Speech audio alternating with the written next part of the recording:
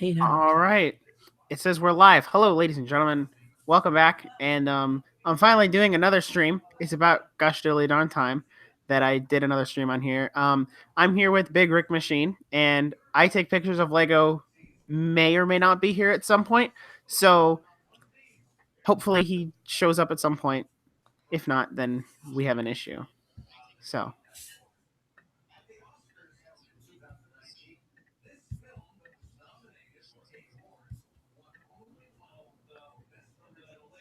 Hold up, I'm glitching. oh dear. Okay, wait, I'm back. All right, hi. Okay. that's gonna be weird to watch, but okay, it's fine. All right, so hi, I am Bigrickmachine. You can call me Evan. And yeah, we're still waiting on Carlos. He'll probably be here, but we were just talking actually just before we started this. Should we talk about Endgame? So if anyone has any questions about that, we'll answer it. But if not, we might kind of avoid that subject. Just Right. 'cause we've already pretty much talked Endgame to death. So Right. We talked about it all last week, like the deaths, the Lego yeah. sets, all that. And I mean, he was saying yesterday he watched like a podcast about the time travel, but Yeah, maybe I watched the TTV podcast, their spoiler review of Endgame. It was really good, and they broke down a lot of the complicated stuff of the time travel and tried to explain it a little better. But as they went on further and further, it got a lot more complicated. So I'm wondering what they said about the Captain America part, because that's really the only part that kind of is a little bit confusing to me. I think I can understand the rest. So what they said was basically that the entire time travel plot works up until the point where Captain America comes back. That's the only plot hole that is there. But then they were able Hmm. to rationalize out that, and obviously, endgame spoilers. I feel like I shouldn't even need to say that at this point. Um, so the Captain America that went through Avengers Endgame, the one that went back in time, that one went back in time to live with Peggy Carter in the 70s. But in the 70s, there's already a version of Captain America that lives there. But by the time that Captain America wakes up and comes out of the ice, our Captain America and Peggy Carter will already be old. So then the Captain America that comes out of the ice will still progress the exact same way as our Captain America would. So really, it doesn't change anything in the timeline, but it gets pretty confusing as you think about it. Yeah, I'm gonna be honest. I didn't understand anything you just said, really. Yeah, I it's mean, yeah, it's so confusing. it makes a tad bit of sense, but I feel like Right. there's no movies to talk about because I haven't seen Detective Pikachu yet. Me And neither. I'm going to see John Wick 3 on Sunday. ooh, Yeah, which is always like kind of a fun action movie, you know. And I heard the critics actually like were saying that this movie is the best in the whole trilogy. So well, that's good. I'm yeah. looking forward to going and seeing the live action Aladdin next week. Oh Although right. I saw they uploaded a clip of Prince Ali with Will Smith singing it, and I don't know how I feel about it. It was pretty okay. So yeah, I'm just kind of about the whole movie. So I guess it's a musical, right? Yeah, it's Are you basically just animated Aladdin, but live action because Disney's got to make the dollar bills. right? Are you a fan of musicals or not really? I'm a fan of the Disney musicals and Hamilton. That's it. I'm not really a huge musical person. All right. Yeah, I've seen a lot on your story about Hamilton. I feel like Yeah. I've like walked by the theater a couple times, but like never actually gone to see it. I wish I could go see it. It's just so darn expensive. All Broadway shows are so expensive. I know. Yeah, I've never. I don't think I've ever seen like an official Broadway show. Maybe some off Broadway stuff, but oh no, Yeah. I think I saw like the Beatles fake version one time. I don't know. Yeah. My mom has seen a lot because she lived up in New York and went to school up there. So she saw a lot of Broadway musicals and stuff while she was up there, and she tells me all the time, "Oh, they're so cool. We should go do it." And I was like, "Yeah, but I mean, eh, Yeah. Yeah, I mean, I go to school like on 44th Street, so like when I'm taking the subway home, I walk by Times Square, and I always see like there's like so many people waiting in line like early in the day. It's kind of crazy. Yeah, it's like, I don't know. Would you say it's as bad as some of the people who sit outside the Apple store and wait for like the new iPhone? Those people are out there for months. I'd say the iPhone situation is kind of worse. Yeah, I don't understand why people need it right away. I that's mean, if you're a tech YouTuber, that makes sense. But like, if you're just like a casual person who is just gonna use your phone for texting and Instagram, like, right. I don't know. I would just order it online. That's what Amazon's for. Yeah, I don't really obsess over phones too much. Although I have seen the design of the iPhone 11, and I mean, it looks interesting. But a lot of people were saying it's really weird, like the whole like three bug-eyed situation going on. Wait, the designs for the iPhone 11 are out already? Yeah, they are. How have I not seen this? I don't know. I'm subscribed to this guy, Everything Apple Pro, and he always Whoa, posts like thumbnails and yeah. that is weird. Why does it have two cameras like that? I mean, I'm not one to complain if they make the quality better, but it does definitely look a bit alienish. See, they're running out of things to add to the iPhone, so they're just starting to take stuff away from the iPhone, like the headphone jack and Yeah. the home button. That really bothers me that there's no home button on the newer phones. It's what's keeping me from getting a newer iPhone. Hmm. Yeah. My cousin has the 10, and it's a weird experience just changing from your like I have a 7 and going to the 10. I mean, and Apple kind of has been doing that for like all of their products too, right? Like the MacBooks, as they get slimmer and slimmer, they're taking away like those ports. So, for example, using this microphone right now, I have to have that little like USB Oh, like drive, and then I wouldn't be able to plug like I can't use like CDs or DVDs on my computer. I'd have to get like another extension for that, or like there's no SD card slot or stuff like yeah. that's the only thing that keeps me from getting a Mac is that like on my computer now I have two HD or two USB ports, a headphone jack, a disk drive, an SD card slot, all that stuff, and I don't have to have any extra unless I want to get another HDMI adapter that gives me more spots. But Right. Well, we do have a question that I'm a bit familiar with, which oh, is when will episode 4 of Rise of Anarchy come out? ah, okay, okay, you know what? I can kind of talk about it now. Um, so I started this really long and arduous process of basically rewriting the entire end of the series.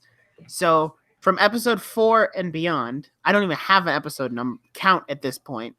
Um, I so on our last podcast, I kind of talked about how I was thinking about going back and kind of chopping up episode 7 and 8 and making multiple episodes out of that. Yeah, that's what I'm doing because I wrote episodes 4 through 8 like last year. And in this year, I've learned a lot more about how to format scripts better, how to write better, how to describe scenes better. So I'm going back and rewriting everything and changing a few things that I wasn't entirely satisfied with. So I've pretty much got the new episode 4 script done, and I just need to send it over to my animation guy, and he said he'll probably be able to start animating like next week. So episode 4 is coming soon. That's all I can say. Yeah, I saw that book on I think it was your story. How has like reading that book and started thinking more critically about like writing, how's that like impacted like the way you watch movies at all, or like reminiscing on like previous like stuff we've seen like Star Wars or like the Lego movie? It's definitely brought a new level of like understanding to why certain characters act the way they do. Right. Um, I have two books I'm reading right now. I have Creating Character Arcs by K.M. Weiland, and then Writing for Animation, Comics, and Games by Christy Marks. That's cool. I've I've gotten so the Creating Character Arcs book covers the three different types of character arcs, which is the positive change arc, the flat arc, and the negative change arc. Which unfortunately none of those make it into Rise of Anarchy because Mm, because it's the first three episodes are already out. It's a little too late to give a character, give all the characters backgrounds and stuff that relate to giving them a character arc. So I'm gonna try my best to right. make decent characters. Um, but yeah, I love reading it because then you get an understanding of like why Iron Man acts a certain way in Avengers Endgame as opposed to how he acts in Iron Man 1. the entire MCU, those 22 films, is basically just a giant positive change arc for Tony Stark, with Iron Man 1 being the beginning act and then Avengers Endgame being the conclusion. And a point Right. a point that was brought up to me was that Iron Man and Captain America basically had a complete moral switch by the end of their run in the MCU. So like Tony Stark Oh, really? starts out as this more self-centered character who's very selfish and only cares about himself. Captain America is the exact opposite. He's selfless and he wants to serve America, and that's why he tries out the super soldier serum. Yep. As you go on through the movies, especially in the later movies like Avengers and what was the other one? Age of Ultron and Civil War. Those are the three big ones where Cap and Tony are together. And as you see that, you see Tony become more like, okay, I need to be a little more selfless and start helping people. And that doesn't really the big thing doesn't really hit for Tony until Spider-Man Homecoming, where he basically understands that Peter Parker is essentially his surrogate son. So Yeah. they set up like this father-son relationship, which then gets paid off in Infinity War and Endgame. And then Cap's story arc kind of gets kicked off in Winter Soldier when his entire moral view set, I guess. Right. Because Shield is actually Hydra. Yeah. So that gets flipped, which then leads to him being more self-centered in Civil War, like thinking about, well, Bucky didn't do anything wrong. We shouldn't lose our rights to the government. And then Right. Committing to his own values and stuff. Yeah. And that leads to the devolving of his character, which then puts him in the way he is in Endgame, where he ends up going back and getting the dance that he wanted. So it's That is true. interesting to see that now, which is something I didn't see until I saw Endgame. So Yeah, for a casual like moviegoer, you don't really think about those kind of things. You just kind of go along with the flow of it, right? yeah, And I guess I didn't think about the Captain America situation. Iron Man was a little bit more clear to me, at least. I guess in Age of Ultron, that's where we see some of his values start to get challenged, and then Civil War, he has to deal with the aftermath of that. I feel like both of them had a really good story arc. Then I'm trying to. Ultron and Civil War were the first two movies where the Avengers actually had to deal with consequences. In the first Avengers movie, sure, the Chitauri attacked New York, but it didn't really have a lasting consequence, because like it just did undone and they rebuilt the city. Age of Ultron literally freaking tore a piece of the Earth out and almost dropped it on the planet, and then in Civil War, you find out, oh yeah, people did actually die, and you have to deal with that. So, yeah, I definitely like how the MCU actually like realizes the consequences that everybody has. They don't just have one movie and then just forget about it. exactly. It's kind of like we were talking about, like with Endgame and going into Far From Home. They're not just gonna forget about this huge thing that happens. Like they're gonna expand upon the fact that it's been 5 years. Yeah. One thing I feel bad about between Endgame and Far From Home is I was reading this article the other day, and it was like the headline was Avengers Endgame writers didn't know about the plot twist in Far From Home or whatever. Oh yeah, I saw that on your story. Far From Home does the multiverse theory or whatever, and the Endgame writers didn't know that. And I was like, 22 movies of syncopation and working together and coming up with this ultimate story. And after Endgame, we're just going to give up. And we're not going to tell you that, oh, we're doing the multiverse thing. This is what the snap did. Because in Far From Home, they're going to be like, oh, yeah, the snap did this. And you're like, wait a minute. But in Endgame, it didn't do that. So what's actually going on? I mean, I guess at Endgame, they just had to close out the 22 movies before it.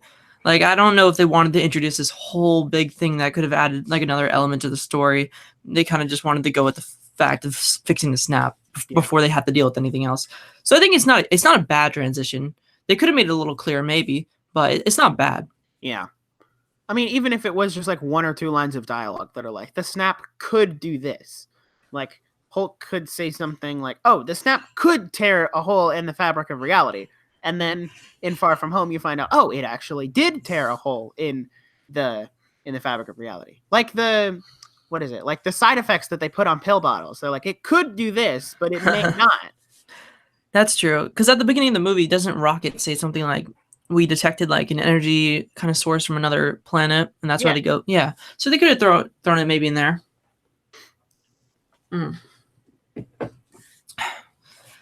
Yeah. All right. Let's see what do we got here. Who's your new animation guy? It says Ninja Bricks.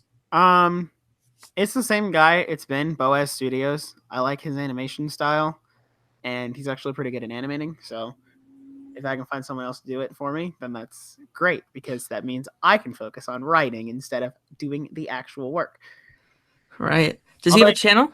Yeah, he does. Hold on. I'll link it in the stream real quick. Yeah. I gotta get to it. I don't know. Does the stream do links? Yeah, it does. I think I've seen it before. Okay.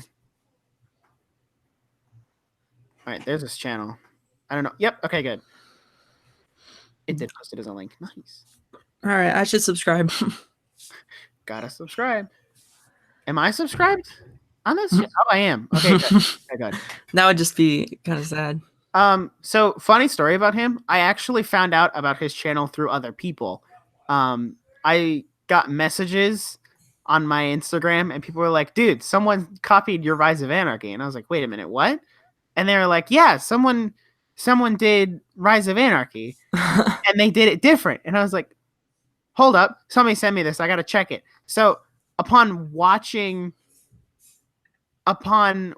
his episode, here I'll link it in the stream as well.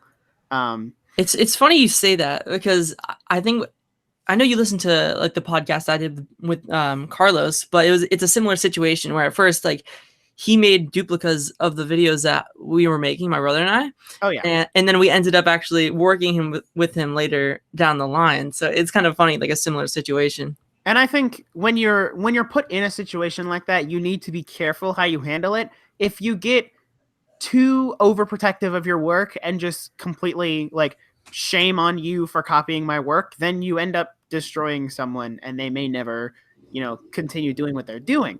But the way I saw it was like, oh, someone watched this and they thought it was cool, so they tried to do the same thing. I've done that before. I've seen animation that I thought was cool, and I tried to do the exact same thing. That's just how it is. Right. And the people copying those videos are probably the people who look up to you the most and are most inspired by it. Exactly. So that's kind of what cued me into seeing his channel, and then as it went on, I saw his animation, and then I was like, you know what? And I sent him an email, and I was like, hey, you want to animate for me? He's like, oh my gosh, yes. So, I mean, that worked out. Yeah. What's up, CAZ? Wait, I'm not pronouncing this right. CAZ Studios. Welcome. Sorry, what did I miss? I butcher so many names. Everything. Ninja Bricks, what's up? Yeah, I think that's all the questions we have so far. Someone says I think Captain America has kids. I don't want to talk about time travel again. It's too confusing. Because it's like in the Peggy Carter show, she mentions, or somewhere in the MCU, she mentions that like she gets married and has kids, but then when you see Endgame, you're like, wait a minute. So was that Cap the whole time, and she's just playing the pronoun game? So he didn't know who it was. It doesn't make sense. Oh my god! And then the whole time travel didn't make sense in the movie when I watched it, because they were like, if you travel to the past, that past becomes your present, and the past becomes your past becomes your present becomes the past, and I was like, that doesn't make any sense. Please just take it back to the Future, where I go back in time. There's only one timeline, and if I change anything, then we make another timeline. That's it. We don't need to do alternating timelines. I think I understood it the first time, but now as you say, I'm just getting more and more confused. So yeah, let's leave that there. I really need to go see the movie again. I'm in the minority of people who has not seen it twice. I know, same. Hyper Productions, Lego Maniac. How do you make your animation good? They say. Well, I don't animate, but when I did animate, it's just, well, really, I think you can speak more to this than I can, but getting good at Maybe. animation is just doing it and practicing and getting better with it over time. I guess that's kind of a general rule that applies to everything. Like if you want to get better at writing, you need to keep writing. You don't just wake up one day and you're like, "Oh, nice. I'm JJ Abrams." So like you have Right. to work towards that as opposed to just getting it. Yeah, I mean, I guess half of it for me, of getting to the next level was just knowing all of my camera settings and making sure everything was on manual, or knowing how to pull off different levels of f-stop, or like, white balance, stuff like that. And then the animation itself, yeah, watch tutorials, because people break it down, like how to do walk cycles, how to do, I mean, simple techniques of like Disney's principles of animation, like ease in and ease out, like stretch and squash, stuff like that. You could start with clay; it'll give you a better idea of like how to animate like a realistic flow of motion. And then with Lego figures, it's really not that bad, right? Because almost everything on a Lego figure moves. It might be a little bit harder on like a regular base plate as compared to like a clay surface, but they give you they give you enough joints to where you're able to create like a realistic flow of motion. So it's not too different than claymation, but um, yeah, and Yeah. then just learn the program. So I use iStop Motion. I would not probably recommend it to everyone else, just because it's kind of limited in its like capabilities. If you're just starting off, you should probably just use like a stop motion studio kind of app, right? Um, Yeah, I use Stop Motion Studio Pro because it's like $5 and you get all these great features: onion skinning, green screen, a bunch of like you can erase stuff. Like it's not compositing, but it's kind of like the same thing. yeah, I mean, and all those features are in like advanced programs like Dragon Frame, like so. There's pretty much no difference besides that Dragon Frame. You're using an actual camera, right? Yeah. Which, and as we said last time with Akash Lego Productions, he doesn't have a good camera. He uses an iPad, but you see his animation is like off the Right. wall. It's Some of the best amazing. videos, yeah. That's true. So it really just comes down to how skilled you are with the materials you have.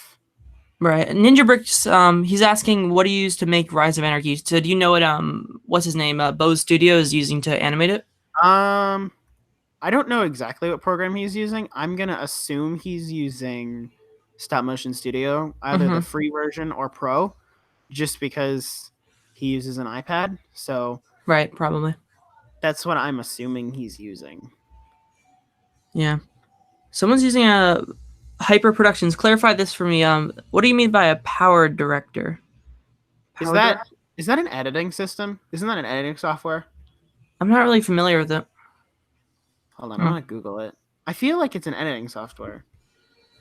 Yeah. Zach Studio says I use a Canon Rebel T6. Yeah, the Canon Rebels they're not bad. Power Director is the it's an editing software. It's like whenever you see those videos online and it's got the watermark on the bottom right. Yeah, that's Power Okay. Director. Yeah, he just wrote it's an app. All right. I just use Final Cut Pro to edit. I use Wondershare Filmora because there's nothing else on Windows that I can use because they got rid of Windows Movie Maker like right as I got my laptop, which is kind of Oh annoying. no. So then I didn't have an editor for the longest time, and then when I had those editing troubles with the first episode of Rise of Anarchy, I was like, "All right, we're getting an editor now." Yeah, I mean, I since I work at that like video production like after school program, that's what I use all the time. Windows Movie Maker, and it's pretty good here and there, except for like a few kind of glitches with like splits and but it's not bad. So I want to ask: do you write out scripts? Um, yeah, I do. So I mean, if I'm talking about 5 years ago, no, I did not. But ever since probably like 2015, 2016, we've basically been doing scripts. Um, they've started to get a little bit more professional lately, just making sure like you include like your cinematography directions and stuff like that. Yeah. Um, but yeah, What do you use to write it? Do you like use Google Docs or Word or? I'm just pretty much using Google Docs just because I can edit it on my phone. I can edit it when I'm at home or at school. Just Yeah. it allows me to have the most accessibility to it. That is Um, definitely a good feature. yeah, you should if you're I mean if you're interested like screenwriting, you should definitely look at some of the scripts I have for the future and try to make them better, if you can. But I don't know.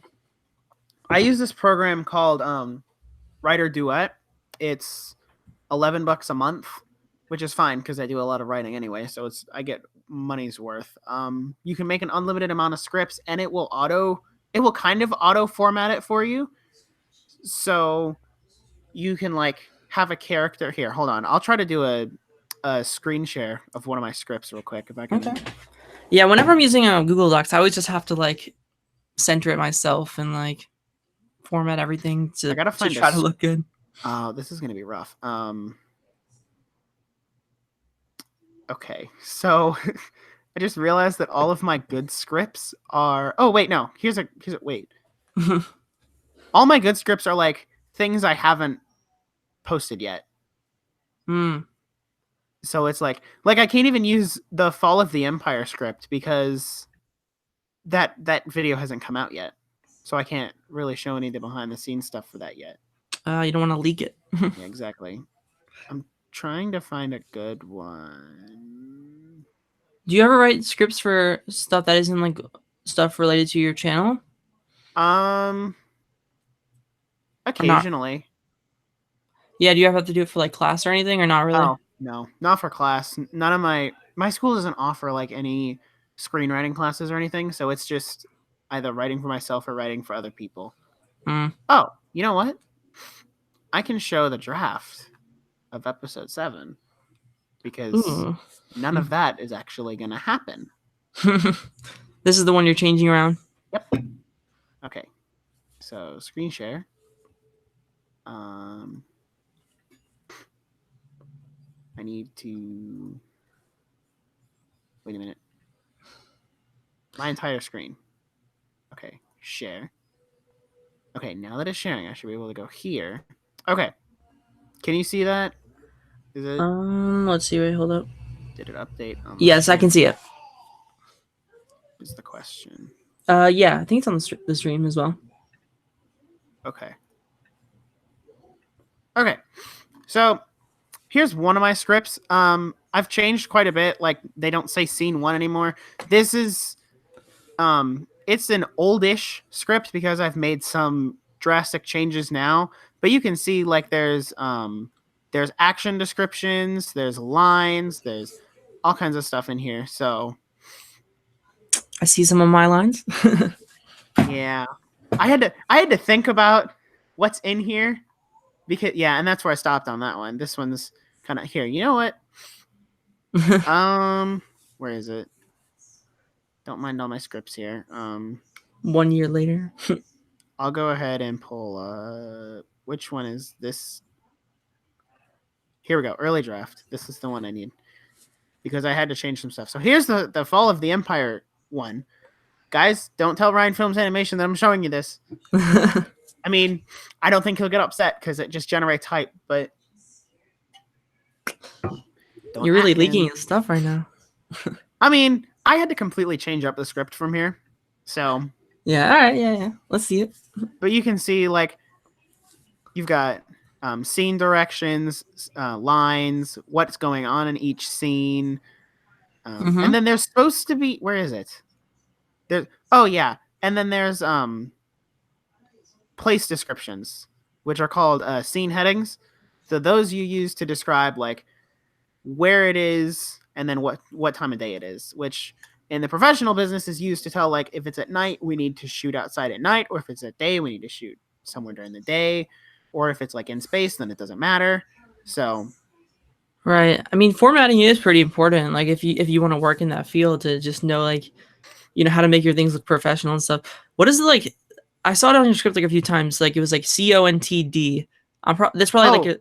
That's continued, and it's used. Continued. Okay. It's used when like you have to break up a section of dialogue, which you're really not supposed to. Now that I see the proper way to format it, but it was like you would have a character say a line, and then you would use a description, and then you would put the continuation of that line underneath it, so it would say continued. So in the same scene, you're saying. Okay. There just needed to be an action description break there.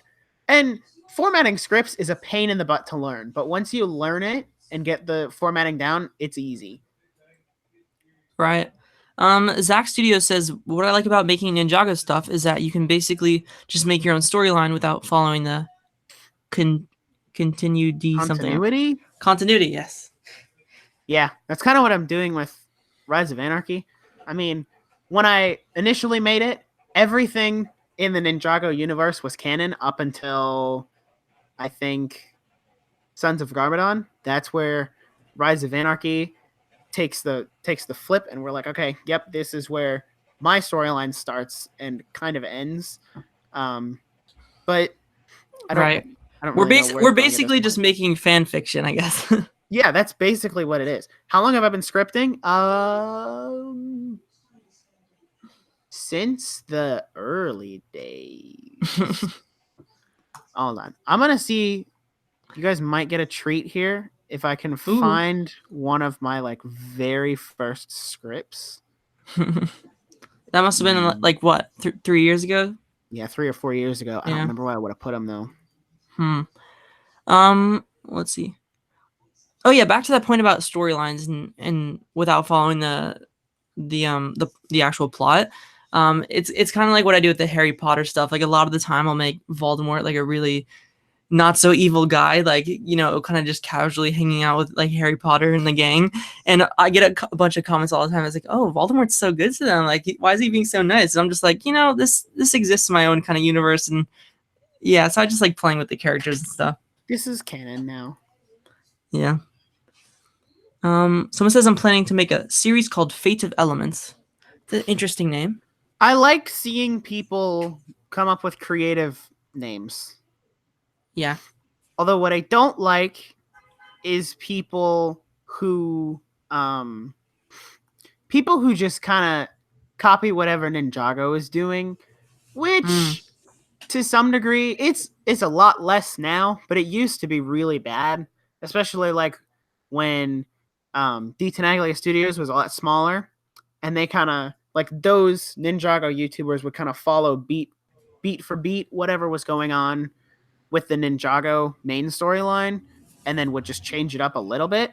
But Uh, now they're getting a lot better with diversifying. Like Detenaglia Studios, he's got the Future Is Now, he's got the Twilight Sands, and his current project New Creation, which are all three massive diversions from the standard Ninjago timeline. So I love it. It's great. And like, so he did the what was it? The Hands of Time season, and then he took a break and did the Twilight Sands, which in him doing that original series caused him to branch off into a completely different Sons of Garmadon series, which then led into like a hunted movie, which now brings us back to our March of the Oni esque series, but it doesn't uh, involve the Onis at all, and it's really good. this is probably sad to say, but I don't think I've ever seen like a single of his videos. I know like a lot of people love his stuff and are always talking about him on like Instagram and stuff, but I haven't really checked out his channel. Just probably just because I'm not interested too much into Ninjago and haven't really gone out of my way to look up like Right. Ninjago break films besides like like helping yours. But yeah, He definitely does upload a lot of good stuff. yeah, and he 86,000 subscribers. Wow.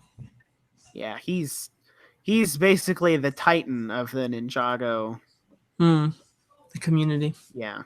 Which is kind of sad because he's going to college in the fall and he's going to be gone. Uh, So, looks like someone me is going to have to fill in take the his. void left by the lack of Ninjago content. Just saying. That would be great for the views if I just strategically timed the rest of Rise of Anarchy to come out after he's gone. Just be like, all Right. right, there's a new kid on the block. It's me. I own this street now. Oh my god. Well, yeah, I'm gonna watch. I'm gonna click on his most recent video. I am still trying to find this. It 15 is second ad. Hmm. here somewhere. Oh yeah, that man makes bank, and I'm kind of jealous. He definitely does. Yeah. It's got to be here somewhere. It's not in old Firefox data. Oh, his color grading is very interesting. Yeah, he's got great cinematography skills. Ninjago New Creation, episode 12, bedtime. Yeah, he uses the rack focus. I like that. Let's see here. Good set design. When did that video come out? Was that today? May 4th. Okay. Yeah. I saw on his Instagram he was working on a new one, but I didn't know.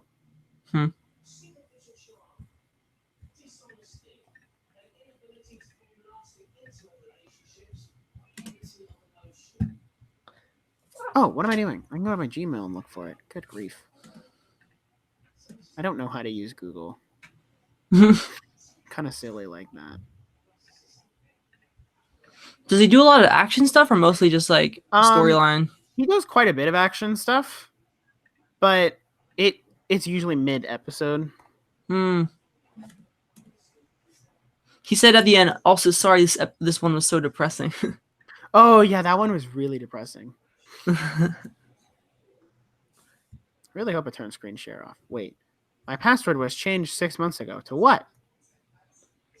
Oh, it's cool. He does some like behind the scenes stuff. How to stop motion animate a Lego minifigure walking. Looks like he did like a trying to find the new Lego. Yeah, he does some behind the scenes stuff. Yeah. I really want to do more of that, but it just like kind of like I talked about last week. It kind of like interrupts my workflow. Should be posting next week the Harry Here Potter we video I go. was talking about. I found Found it. it. Nice. About time. Okay, I need to download them. This is from 2013, 2014? No, probably later than that, these right? would be 20. I've got a hold on. Let's see. How many do I have here? 2015 maybe. Once I download these and get them opened, show in folder. Okay. Then I need to select all of these and move them to... Someone says, I can't wait to get the new Ninjago S11 sets. I already made a video ranting about those sets. Don't even get me started. I don't like them. That video actually did a lot better than I thought it was going to. I uploaded that as a joke, and it actually got a decent amount of views. So I'm just sitting over here like, hey, that's fine with me. What do you mean you uploaded it as a joke? Do you like Well, I put like barely any work into making that video, and then I titled it the most clickbaity title. It's like, these are the worst Ninjago sets ever, and here's why. And I like made it very clear that I was clickbaiting, but you know what? It still did pretty good, and that's okay. I'm not gonna complain against free ad revenue. So right. Okay, so let's see. We just gotta go back. We just gotta do these. Oh, you know what? I could have opened them all at once. Central all, and then open. I have 3 Ninjago sets, or at least maybe 4. I'm definitely not gonna be able to name them. Let's see here. I have Sensei Wu's Dragon. I got some sort of Zane. What's his name? Yeah, Zane Mech. What's his name? Ronin's like thing. Oh yeah. Yeah, from that wave. Not a lot, but got a little bit. Okay, please open all of them at once. Darn, it didn't open them all at once. I don't. No. Don't send it. No. Stop. Okay. So there's that one. Now let me open this one. And then this one. And then this one. These are all scrapped projects that I never ended up doing. So I can very well... They're Ninjago? I've got a Ninjago one in here. Mm. Ah, cool. All right. Oh, We did say, by the way, we did say we might talk about the Stranger Things set. Oh, yeah. Okay. Do you want to talk about it now or go through the scripts and then talk about it? No, let's look at the scripts first. Okay. So let me go back here. Turn on screen share, application window. Just do my entire screen. Share, because that's faster than. I All see right. it. So let's start with this one.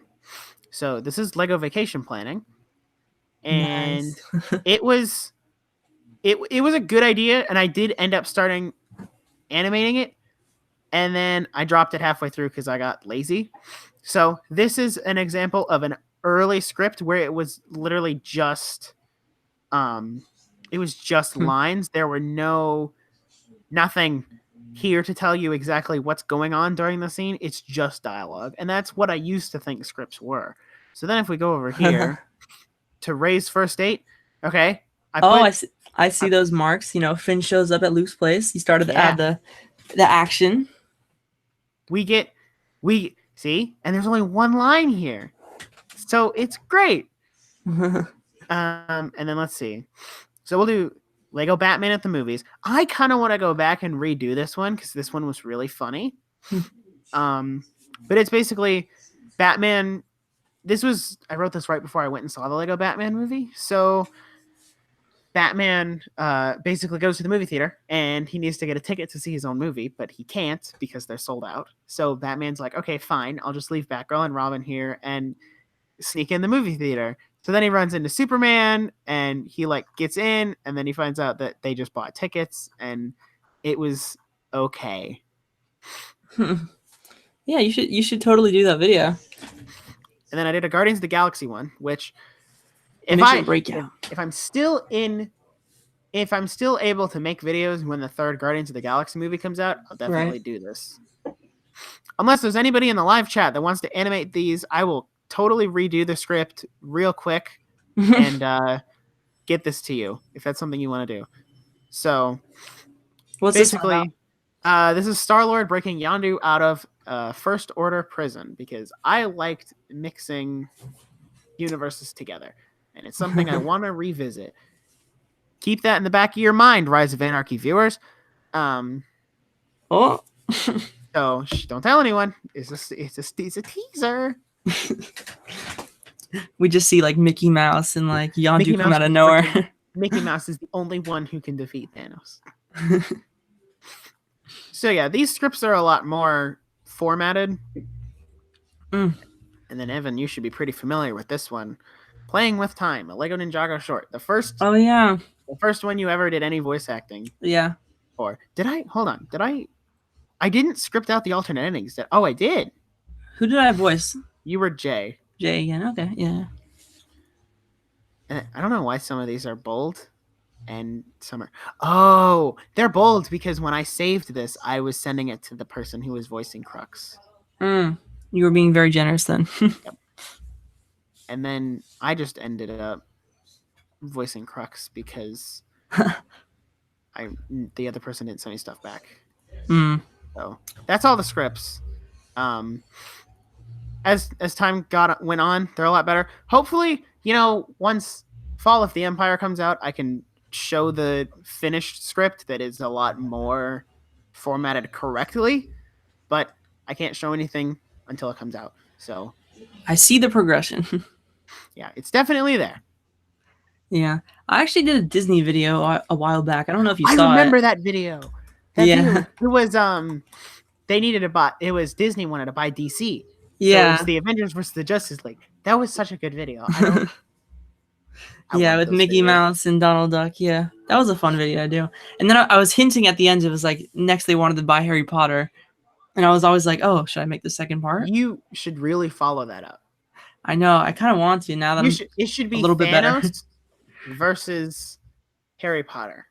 That should just be the trump card that Mickey Mouse pulls out is Thanos. He was like, we have a Thanos. What do you have? Good question. That is a good question. I don't know. Does Harry Potter really have anything worthy that could defeat Thanos? Voldemort.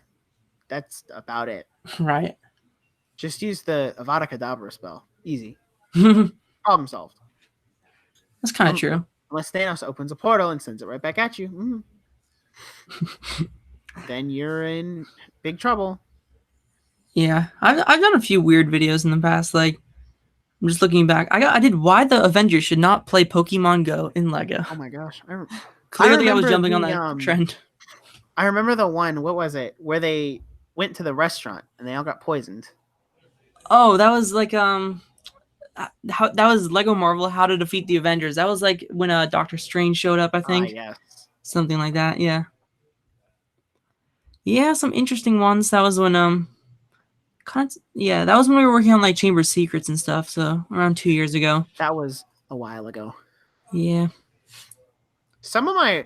I don't know how many people actually caught any of the Throwback Thursday videos I did a while back, but I uploaded quite a bit of my old animation videos there. When was that? I did the Throwback Thursday in November. I did it like November to January, and then I ended it. But a lot of my old stop motion videos were just trash. They had very low frame rate. Because I used to think 5 frames per second meant you had to take 5 of the exact same pictures. Or like, no, it was 15 FPS. I thought you had to take 15 pictures of the exact same thing. So it was every movement was 1 second. So then I didn't realize that until I moved over to Lego Maniacz. That's so funny. Which, if anybody wants to go back and watch my old videos, I'll just go ahead and link it in the chat. I wouldn't recommend it because they're pretty cringy, but you know what? I'll check them out. When I was talking with like Carlos like 2 weeks ago, he was saying like he did a few like old animations like of the stuff that he was kind of like imitating my stuff, and I really wanted to go check it out. He hasn't sent me the link yet, but I really want to go check it out. Someone says Caillou is Thanos. Caillou is Thanos. It's true. That's why he's after the Infinity Stones. He just didn't want to be made fun of. They are both bald. I thought Caillou was One Punch Man.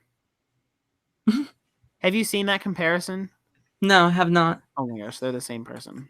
Caillou, let me see if I can. One Punch Man. Oh, yes. Just type in like Caillou. What the?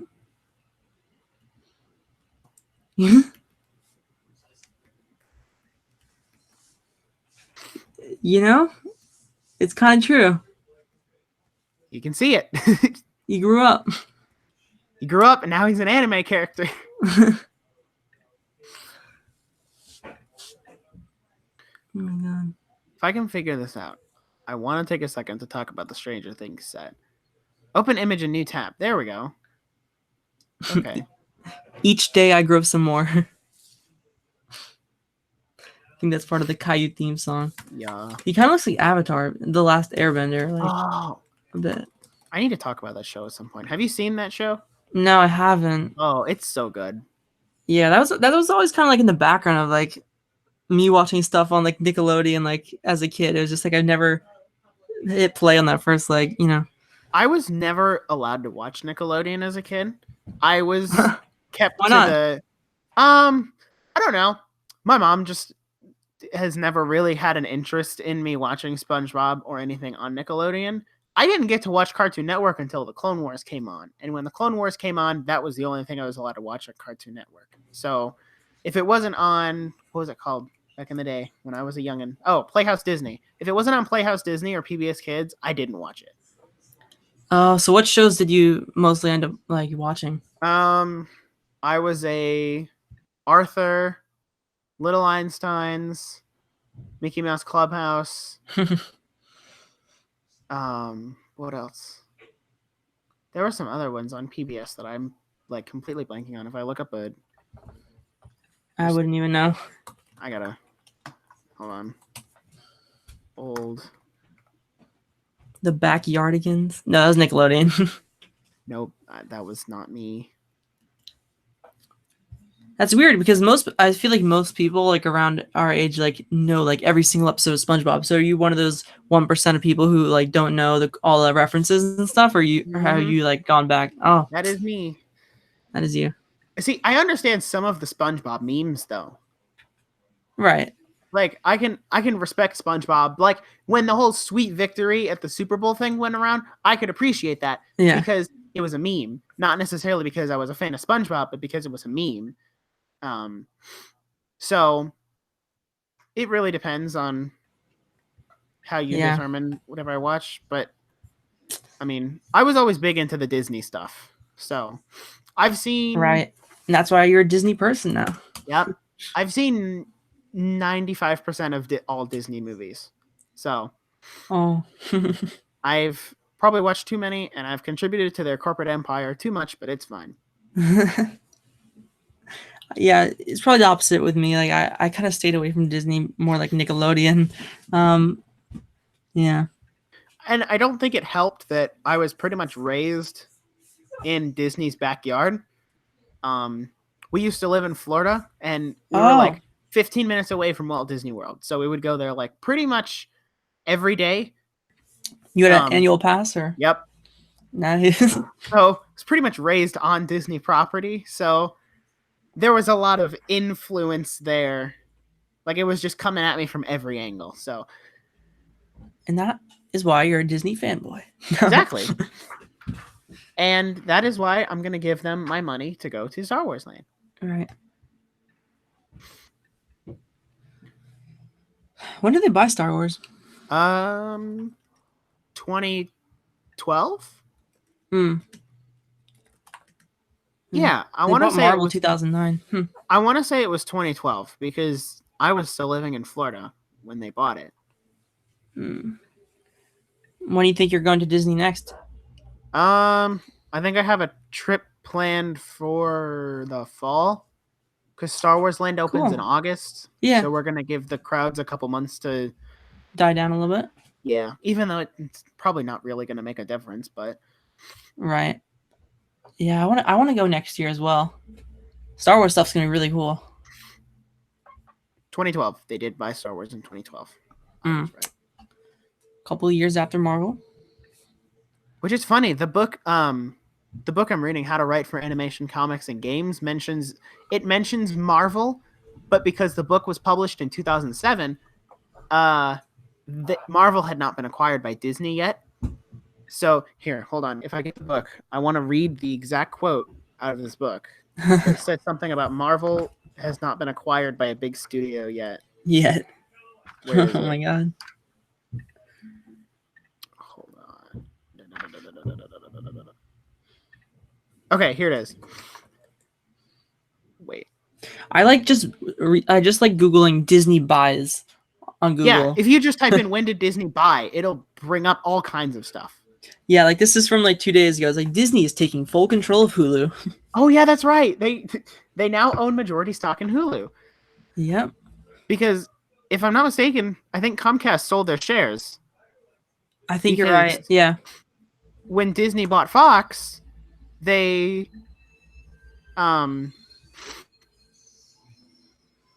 yeah, when they bought Fox, they got majority stake in Hulu, and then Comcast was like, you know what, fine, you can have it, and they gave it to him. So Yeah, it says Disney and Comcast announced a deal under which Disney will assume full operation control of Hulu, effective immediately. Within 5 years, Comcast has agreed to sell its Hulu stake to Disney for at least $5.8 billion.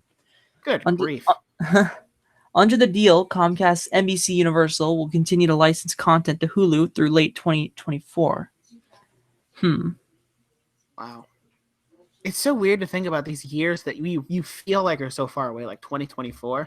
I Yeah, mean, those years sound weird. I remember back in 2012 when I thought 2015 was far away for a new Star Wars movie, and now we are far past that. Yeah, same with the Lego movie. Like, it always seems like such a long gap, but then it's just like, oh wait, we're here. And then it comes, and you're like, whoa. And I same think- with Guardians. You know, I feel like it feels like it's gonna be a long time, but when it's actually here, it's just like, okay. Yeah. I want to propose this interesting question to you. Okay. What major company do you think Disney is going to buy next? I don't think they're gonna be able to buy Warner. That's really its own thing. I think they're going to try their hardest, but they won't be able to. Yeah, I'm gonna agree with that. Um, Probably another. I think along the lines of like, well, do they own Netflix already? They probably do. No, Netflix is No. its own entity. Netflix. I think Netflix is about to go under. Did you see any of the details for the Disney streaming service? Oh right, the whole thing with Disney Plus. Oh my God, yeah. I don't think Netflix Yeah, is gonna die. They can't die. They've been. neither do I. Everybody I don't knows think like it'll. Netflix. I don't think it'll die. I just think it'll see a pretty massive tank in subscriptions and stuff. Because the Disney That's true. one is $7 a month, and Oh my God. it's all Disney content. Marvel, Star Wars, Fox, National Geographic, Pixar, everything is on there. And their Yeah, entire Disney vault of like shows, movies, and everything is on there for $7 a month. That is killer. because And Disney can afford all of that. You know, it feels yeah, like every week Netflix is announcing they're taking off The Office. They're gonna take off like Friends. But like Disney could afford to keep those things on there. You know, exactly. if they own them. But you know, someone says, "What do you think of the Sonic the Hedgehog trailer?" Oh boy. I have you seen the Sonic movie trailer? uh, yeah, I saw it. Like, and I saw the stuff on Twitter as well. Like in how the guy who's making the, I don't know if it's the directors or like the director of animation, but they were saying how they're gonna try to redo it or redo some of it. Yeah. Um, which is like kind of sad, but I mean, The if people really want a different version, then I guess that's what you got to do to make it successful. I don't the know. movie looks like it'll be okay. Like most video game movies are not that good. Although Detective Pikachu got good reviews, so I'm kind of hyped Mm-hmm. to see that. Yeah, me But too.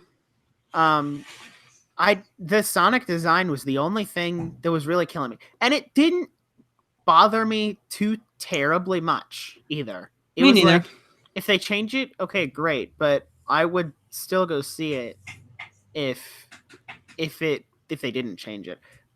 I find myself falling into like I jump on the bandwagon of criticizing things along with other people. Mm, I did that a lot with Solo last year, and everybody was like, "Solo's gonna be a bad movie," and I was like, "You know what? Yeah, Solo's gonna be a bad movie." And then I saw it, and I was like, "Oh, that was actually okay. Yeah, I like that. That was pretty good." So yeah. If you're roaming on Twitter, it's especially hard to like have your own opinion because everybody's just like one way or the another. Um, but someone says the Emoji Movie. No. Um, I couldn't make it through the first 5 minutes of the Emoji Movie, and I just wanted to oh die. my God, I had to watch it with the kids I was teaching at summer camp last year, and it Oh, was such a painful experience. that's unfortunate. Yeah. Oh my God. What's up, Lego Star Studios? What were you talking about? Sonic? Yeah, I think Sonic. The Sonic movie, and what is Disney gonna buy next? The design for Sonic, honestly, it doesn't bother me that much. Like I kind of expected him to look weird. Yeah, I don't have an issue.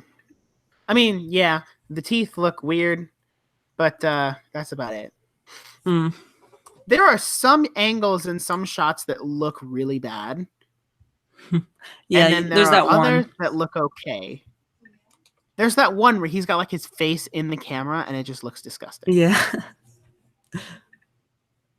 Although the whatever the original concept they released looked a lot worse. Like the I'm seeing an I article don't here that says we asked the hedgehog dentist to explain why Sonic's human teeth are so upsetting. it's just so scary. This is funny. It's like a whole article.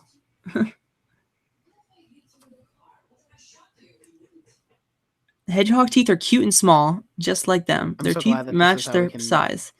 Maybe that's why people don't think big teeth match the tiny, cute hedgehog. But I mean, Sonic in the movie is bigger than a normal hedgehog, so his teeth would have to be bigger. Right, but I think people were saying like a hedgehog's teeth are kind of like jagged and like kind of like you ever seen like a cat's like weird teeth in the back where it's like Oh, kind of like jaggedy. It's kind of like yeah. that. I don't Okay, know. that makes more sense. Yeah. Are you think you're gonna see John Wick or no? I don't think so. I haven't seen any of the other ones, and I'm not a Yeah. huge John Wick person, so Hmm. Yeah, I guess it's not. It wouldn't be too hard to understand, like going from the first and second to the third, because a lot of the movie is just killing people. But if that's not your thing, then yeah, don't see it. the Hyper Productions just said Sonic is cooler than Mario. I hate to break it to you, but you're wrong. Yeah, you are wrong. Sorry. Sonic is cool, but Mario is cooler. Yeah. Have you seen that incredibly awful Super Mario Brothers movie that came out in like the 90s? Probably. I've seen some weird stuff with him as like a live action plumber. I don't know if that was what you're talking about, but Yeah, it was pretty bad. yeah, I don't even remember. Although apparently they're making a movie, an animated movie with Mario, and it's supposed to keep the same voice cast or whatever, and it's being made by Illumination. So, Oh, see, I wouldn't have an issue with a Mario movie if it were done by anybody other than Illumination. yeah. I don't really like their animation style that much. It's not even the animation style. It's their movies are not that good. Have you seen Minions? Minions was awful. See, the Yeah. first and second Despicable Me movies were really good, and that's about the only Mhm. home run hits they had. The third Despicable Me was okay. Minions was awful, and The Secret Life of Pets is just a Toy Story ripoff. Yeah, they've tried to milk the whole Despicable Me series so much, and then yeah, Secret Life of Pets. I think a second one is coming out soon as well. Yeah, it's coming out like right before Toy Story 4 Mm. because they have to get that. They have to get that cash. If anything, it should come out right now because we're kind of in a drought for animated movies. Yeah, a little bit.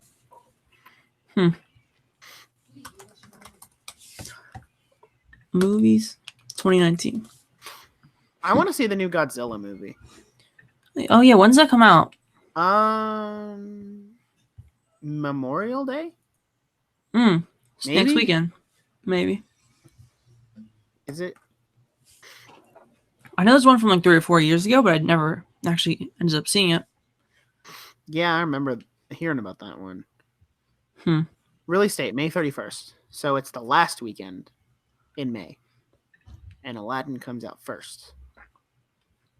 What else comes out this year? What am I missing? You're right. Ugly Dolls.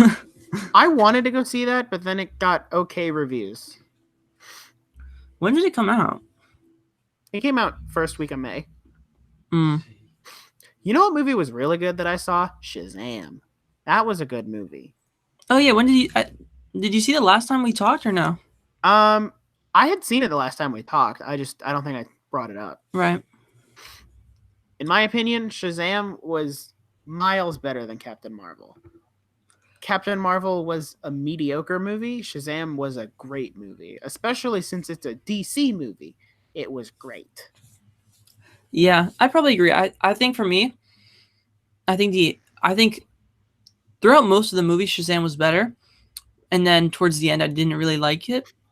And then kind of the opposite with me for Captain Marvel. So like throughout the movie, it was okay, but then towards the end, it got better. Yeah. The end of Captain Marvel definitely had me hyped for seeing her in Endgame, which she wasn't there at all. Yeah. And I think I can agree with you. The only thing I didn't like about Shazam was at the end how they all got powers, and I was like, yeah, it gets a little. Yeah, I see what you're saying. Oh, we need a convenient plot device, and everybody can have powers now. Yeah, and the whole like doing it in the carnival kind of felt like a little Disney kids movie to me, but that's okay. Just a little bit. It wasn't. It wasn't. No, it wasn't. It wasn't too bad, but. Yeah. Do you think you're gonna see Toy Story 4? I don't know. Like, probably after it comes out in the theaters, like, at home. I've never really been too big on Toy Story. I mean, just from what my parents have told me, like when the first one came out, obviously I was like a huge fan of that. But ever since the second and third, not really. The first 3 Toy Story movies are pretty much my entire childhood. Going back to the whole Disney influence thing. Yeah. I don't think they needed to make a 4th one. Because the 3rd one kind of wrapped up all the loose ends. It'd be like making another Avengers movie with Tony Stark and Captain America after Endgame. Oh yeah. Like, you've already You don't need ended to. that storyline, so you don't need to make another one. But I'll give them the benefit of the doubt that it'll be an okay movie. I don't know how I'll feel about it yet. Yeah. I don't know. I haven't seen those movies in such a long time. I mean, I know I liked them, yeah, when I was younger, but I don't know. If it gets good reviews, I might go see it again, but I don't know. A movie I'm definitely not planning on seeing is the live action Lion King. I'm Mm. I That movie is rubbing me the wrong way for so many reasons. Like, I'll listen to the soundtrack just to see how it sounds compared Right. to the old soundtrack, but I don't think I'll go see the movie just because I'm not a fan of like the hyper realistic, Yeah. whatever that's called, CGI. Hmm. Yeah, I don't think I'll go see it in theaters either. I'm definitely gonna see Far From Home. That is already on my list. Definitely. Opening weekend, yes. Yep. I think I'm gonna buy my tickets this week. I'm Yeah. hype. A movie I didn't think I was gonna be excited for is Frozen 2.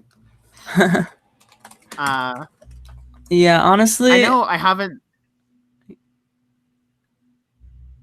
I haven't talked about it too much on my YouTube Instagram, but I say it a lot um on my personal Instagram. I hate the first Frozen, but as time goes on, I've kind of cracked that down into I don't hate Frozen the movie. I hate the song Let It Go with a burning passion because the movie Frozen was a really solid and a good movie. It was just yeah. overmarketed, oversold, over this, over that. Like, it was just overexposed to the public because it made so much money. And now Yeah. it's like, I That's mean, like the movie for that generation. yeah, exactly. Yeah. Frozen will be the Avengers Endgame to kids. Yeah. Absolutely. Yeah, Which I do you? mean, I saw the first one, I think maybe like twice actually in theaters for some reason. I saw it once, and then my younger sister has watched that movie Oh my so many god. times. I'm sick of it, but I will probably watch it again before I see Frozen 2. Yeah. I probably won't go see it in the theaters though, just because I don't know who I'd go see it with, but See, this I don't have a younger this brings sister. up the weird thing with the Disney streaming service. They said all the new movies are going to be on there, but I don't know if that means that they'll be on there like box office opening weekend. Like, will Frozen 2 be on there the day it comes out and you just have to pay the exact same ticket amount to watch it? Or That will would you kill have to theaters. wait a certain? Yeah, that would completely decimate theaters.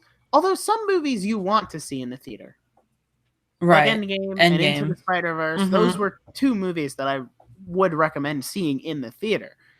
But Right. yeah, that would really just destroy theaters, even more so than they already are. Like, Yeah, I don't think they should do that. I like theaters. I do too. You'll never be able to get rid of the movie theater experience. No. Just seeing it on that big screen with the surround sound and the reclining seats, you just Yeah. can't get the same effect in your room. Yeah, and the whole like idea of just like no distractions as well. Like whenever I watch a movie at home, even if I like it, I'm always distracted by something. Exactly. Especially if you're in your room or whatever and you've got, stuff to look at when you're in the movie theater. Yeah. The only thing you can look at is the people next to you, which is weird, or the screen in front of you. So, Yeah. Exactly. You're more in the actual movie itself. yeah. Hmm. I just thought about this. Which do you think will be more iconic? Infinity War or Endgame? Um, I think Endgame just because of the spoilers for it. Yeah. Like that's the movie known for like Iron Man's death. That's the movie that's going to be known for Black Widow's death. You know, like Infinity War, we had Loki, and that's what pretty much it, except for All the dustings, but yeah. they all came back. I mean, the dustings was definitely it's definitely like an iconic meme now, right? Yeah. And just like a moment in cinematic history. But I feel like Endgame will just be known just because of the spoilers and stuff. Also, I just want to take a second to point out, um, Avengers Endgame is only $200,000 away. Or no, it's only 200 million away from Oh, I know. Yeah, passing from Avatar. Avatar. I know. I'm And excited. considering Avatar is 10 years old and made $2.7 billion. Endgame has been out for what, 3 weeks now, and it's made 2.5. So unless they pull it out of theaters right now, which they're definitely not, it No. is going to pass Avatar in, I'm gonna say, in the next week. Yeah, I hope so. Do you watch Jack's films or no? No. No. Yeah, he's been posting a lot recently, which is like he has like a whole like campaign slogan, which is "Watch Endgame beats Avatar," and like he's just encouraging people to watch it. Like you've seen it 2 times, go see it a third time. You've seen it 3 times, go see it Go see five it a fourth times. time. Yeah, Just go see it again. We need to pass Avatar. yeah.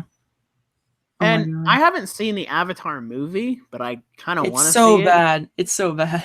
The only reason I want to see it is because I did the Pandora stuff at Disney, which was really cool. Oh yeah, yeah. I have too. And I mean, I've heard mixed stuff about the movie. Some people say it was really good. Some people say it was too political. Some people say this. Some people say that. But like, I don't know. I haven't seen it, so I can't really give it a fair criticism just Yeah, based on what other people have said. I would just say it's not memorable. Like it's certainly like interesting what they did with the CGI, and that's literally the only reason why it has so much money is just because It people were interested to see what the characters looked like on screen and stuff. Um, and I could be wrong about this, but I think it was one of the first movies to incorporate like good 3D like glasses. Like I think they've done it in the past, but like that one like stood out for some reason. I don't know. if it came out in 2009, then that's probably accurate. Yeah, 3D.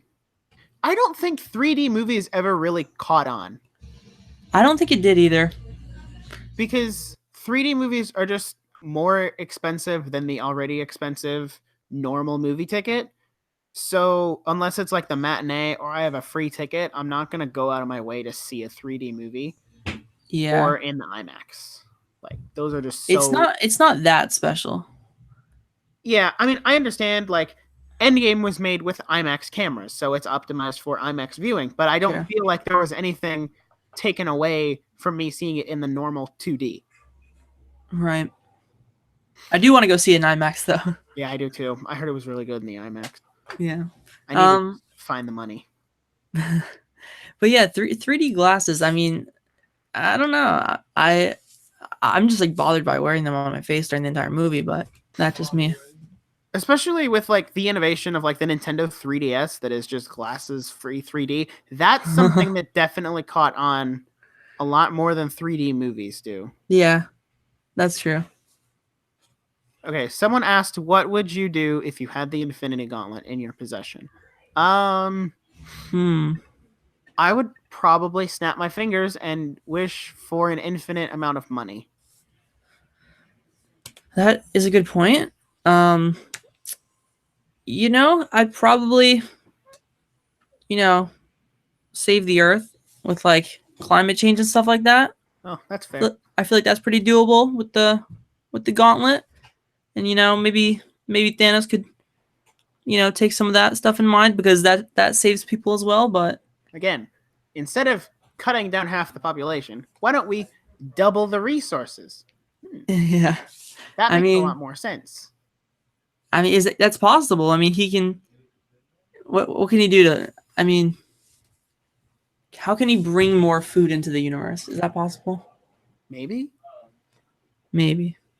See, that's why I love Thanos as a villain because we understand what he's doing and why he's doing it because it is a very real issue. It's just the way he's going about it is completely wrong. Yeah. I think Thanos will probably go down as this generation's Darth Vader. That could be true. Yeah. Like Darth Vader has been the penultimate villain for all this time, like Darth Vader and Voldemort. And then Thanos comes along and is like, "What's up? I'm better than both of you because I have goals." But then like everybody else has goals too. So Yeah. I don't know. Thanos has been able to do the most damage. Yeah. out of Thanos was everyone. definitely the most scary villain because he actually did what he said he was going to do. It's funny because the whole Star Wars trilogy that's going on right now doesn't really have like a clear villain. Exactly. It was Snoke, but now Snoke is dead. So like Yeah. And Kylo Ren isn't really a villain. I no, Kylo Ren is just an emo teen who does not know what he is. Yeah, and he'll be kind of good in the next movie, probably. I understand what they're trying to do with like the pull between the light and the dark, but like even Anakin had that pull, and I think Anakin's pull between the light and the dark in the prequels was way better than whatever they're doing Kylo Ren right now. Yeah. Yeah, I'm probably just gonna like try to avoid forming an opinion before I actually go see that movie and just kind of and we'll see like if it works for the series, if it kind of saves it, but I don't know. Cuz right now it doesn't really feel like they have like a clear storyline going on. No. And I think that's partially the fault of Disney and Lucasfilm because they had this whole idea of like, okay, we'll let J.J. Abrams do episode 7, we'll let Ryan Johnson do episode 8, and then we'll let, what was his name? Colin Trevorrow do episode 9. Right. Which, that is a dumb idea. I don't even know why anybody would ever think that. Because.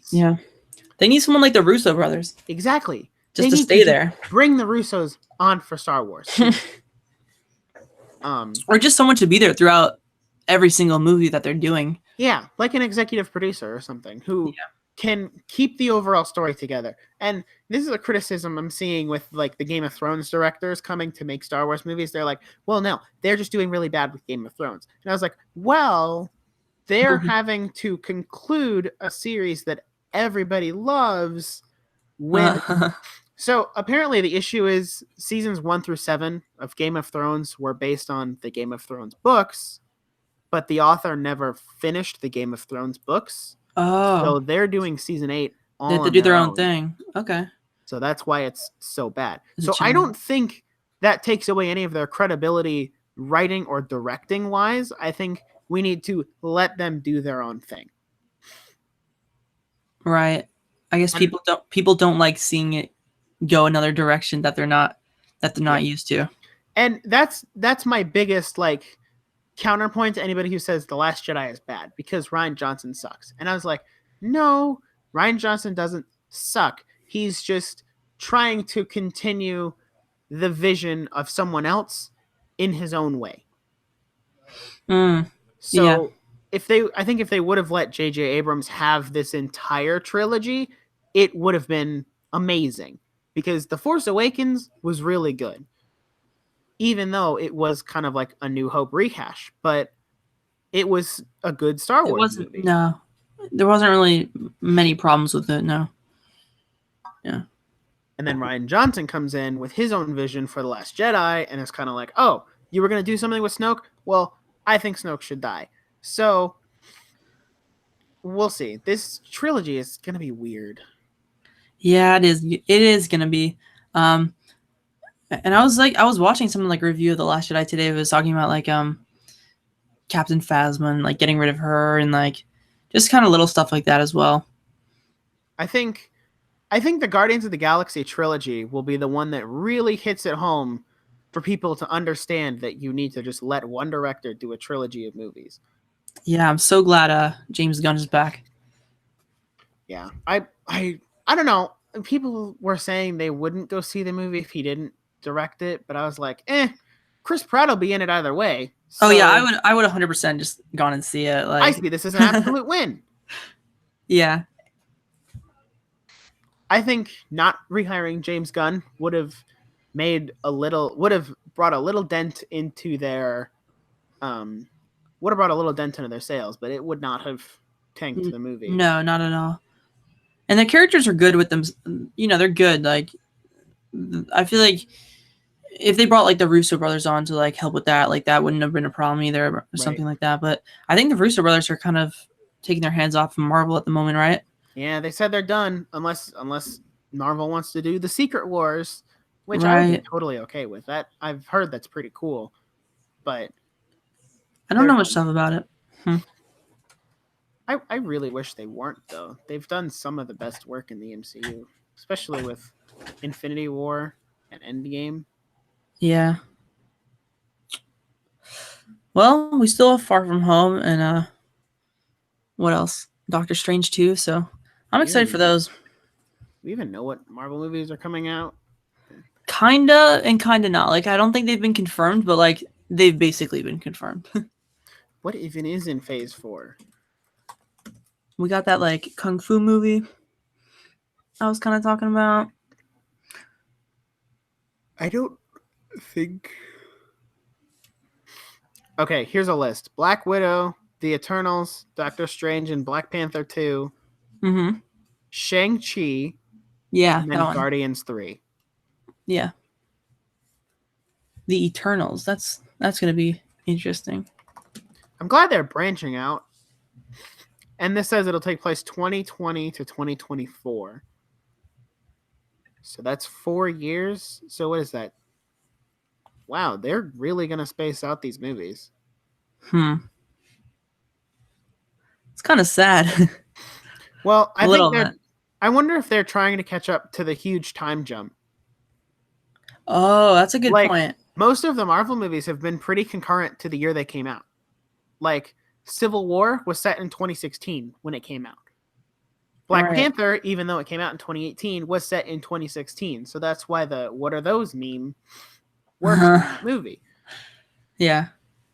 So, like, I guess that's kind of why the Fortnite and the dab works in Endgame, but like that's set in 2023. So Yeah. maybe Fortnite lives on that long. I don't know. Maybe. Maybe. Hmm. But I mean, up until this point, we've had 3 Marvel movies every year. Yeah. I mean, I think you're right. They're trying to like keep the like the storyline consistent with our actual timeline and like because like they make references all the time to like stuff that happens in the real world. So Yeah, and like the Black Widow movie, that's definitely a prequel. So yeah, there's obviously. a time slot right there that allows the current time, like our timeline, to catch up to the movies. Wow, I'm surprised Carlos hasn't wrote anything. He just kind of disappeared. He did kind of disappear. Yeah, I wonder what happened to his computer or whatever. I want We to will send him a find out message. later. I'm gonna ask Google. What time is it in New Zealand? What? Are they 8 hours behind us? They're 14 hours ahead, so it's Oh. 2:27 p.m. on Saturday. So yeah, he should be. I don't know. It's weird. I'm sending him a message right now. My computer is 14%. Oof. 13% now. It just changed. All right. Well, I'm gonna take this this slight pause because I want to talk about the Stranger Things set real quick. Oh yeah, let's do it. All right. Where's my screen share? I found an image of the set. It's pretty bad. All the right. upside down world or whatever. I haven't seen Stranger Things, so just know that I'm not going to understand any of these little details. Although I know it is very detailed. All right, there we go. Now I can. Now everyone should be able to see it. So this set is really good. It's actually kind of making me want to skip out on the Death Star, but I'm too close to the Death Star to give up now. So, but I really love this set. I think it's really cool that the entire set can rest on either set of those trees. So like if you want to have the upside down be right side up, you just flip it over and the normal world will be upside down and it'll rest on the trees. It's a great set, especially with the box design. I think they should have gone the extra mile and printed like the age, the set number, the name, and the pieces upside down to go with the logo so that way you could display the box either way. Right. But other than that, it's a really good set. I love all the new pieces, and I wish it was not so expensive. How much is it? $200.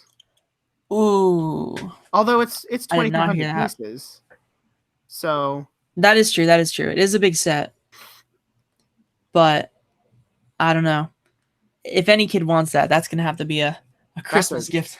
yeah, that's a steep price tag. And Yeah. I love direct to consumer sets like that are expensive. I just don't have any money to buy them. So, Right. and it's not like I'm a huge YouTuber like Just Too Good or Jang Bricks where I can, dish out $200 to get that set and I'll make some revenue off of it. If I dish out $200 to get that set and do a live build and a review, I'll probably make like $20 back. Although So, I did hear Just Too Good was sent it, right? By yeah, Lego. I'm kind of jealous. I want to know how to sign up for that program. I want to be Yeah. sent free stuff. Wouldn't we all? That would be great. Although I guess they can't send out free stuff to everyone because then they don't have a business. So That is also true. Yeah, there's this kid a couple of years ago I used to watch EvanTube or something like I that, and like remember him. he was sent everything. He's still making videos to this day. He must And be it so much older now. drives me nuts. Because I used to watch him a ton as a kid, and he back when I used to watch him, he was the top grossing he was one of the top grossing YouTube channels at the time. Mm. And he's only got 6 million subscribers. Like, Those toy I channels. guess that's a lot. Those toy channels, man. I can vouch for these toy channels. So I think I brought this up last time, but my 5-year-old cousin will just sit for hours on end watching those toy channel videos of the Lego unboxing, builds, and reviews. And they make so much money off of those because he'll like get up and go do something else, but he'll leave his tablet on and it just leaves the video playing. Watch time, man. Watch time ads, it's so good. I'm like, I need to get into that business. But yeah, that's a good point. If they just let the video play through the ads as well. yeah, I thought about doing that, but then I remembered, oh wait, that's right. You have to sign those it's not an NDA. It's like the terms of service or whatever. You can't fraudulently make your self monetization. Oh yeah. Or whatever. So it makes sense, but I kind of wish I could because ad revenue is dumb. Yeah. I have 9% on my computer, man. It's gonna die, and I'm gonna be here all by myself. Yeah, I know. I'm in this weird room where I'm kind of in the office of my house, and there's no like actual like outlet. So Oh, I don't know what I'm gonna do. that's rough. I'm gonna look around. Someone asked what I think of Endgame. I've already talked to Endgame to death.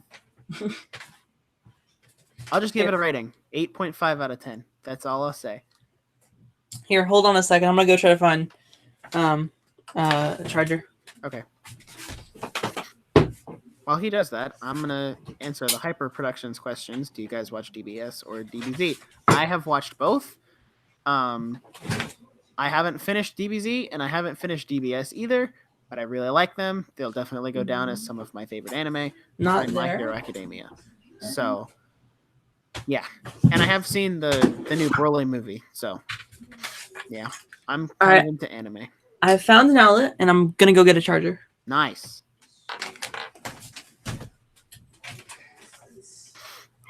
Let's see, guys, we need more questions. We're running out of questions here. We've been going on for a while, though. Can't believe we've been going on for this long.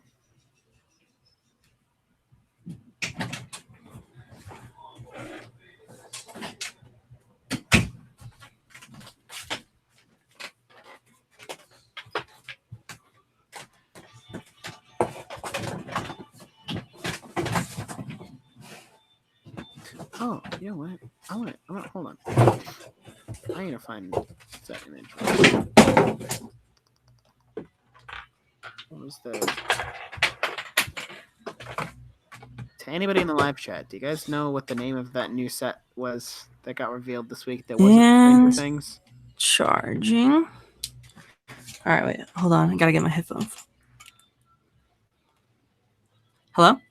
All right, welcome back. I'm back. All right. What were you talking about while I was gone? Someone asked if we watch Dragon Ball Super or Dragon Ball Z. I'm gonna assume you don't. No, I haven't. Okay, I didn't think so. Yeah. I do. I watch anime very religiously. I probably watch it a little too much, but that's okay. Yeah, I haven't just like sat down and watched like a season of something in so long. I don't have the time. Me neither. I also find it really hard to start new shows. That yeah. Like, I find a good show on Netflix, like The Dragon Prince or something, but it takes me it's so hard to just sit down and start a show. Mm-hmm. Once you get past like the first 2 episodes, you're invested and you want to watch it, but it's just crossing that hump of watching a new show. Exactly. Hmm. Yeah. I don't know if I should catch up with Ninjago. You have Netflix, right? Yeah. No, then I would do it. How All long would it 9 take? seasons are on there. Let me do a quick I'm probably missing like beep 4 or boop. 5 seasons or something. What was the last season you watched? Um, I think the one with the, you know, when they introduced like the island stuff, like the pirate, The like season 6?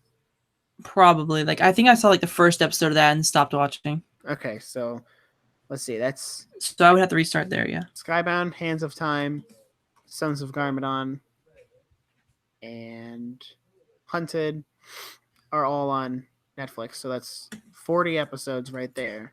Oh my god. So 40 episodes times 22 minutes each is 880 minutes, but then divide that by 60 minutes in an hour. You're looking at 14 and a half hours.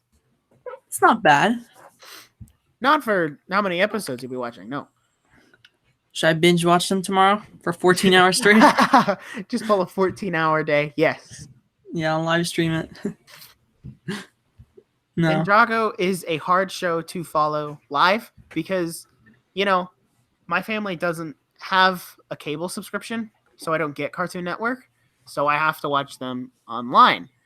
Oh. But the issue is, even if I did have cable, Cartoon Network doesn't air the episodes until like 4 months after they've been aired in New Zealand or in Australia. That's how I watched seasons 8 and 9. Those were just screen recorded and uploaded. Obviously, they got taken down, but a majority of people saw them before they did. So, which then leads to when they air it in America, it gets low views because people like me who either don't have cable or they've already seen it won't watch it again. That's a bad system. So it's kind of like Cartoon Network is effectively trying to kill Ninjago, but Yeah, I wonder why can't they just upload like the episode on like Netflix, but then also air it on Cartoon Network at the same time? Like, why is that not allowed? Yeah, I'm not sure. I'm assuming it comes down to like who owns what rights or whatever. Yeah, something like that. Netflix and Hulu, like Netflix used to just have season 1, and then it got season 2, and then it got season 3, 4, and 5, but then it didn't get any more. And that was like back in 2016 they added those.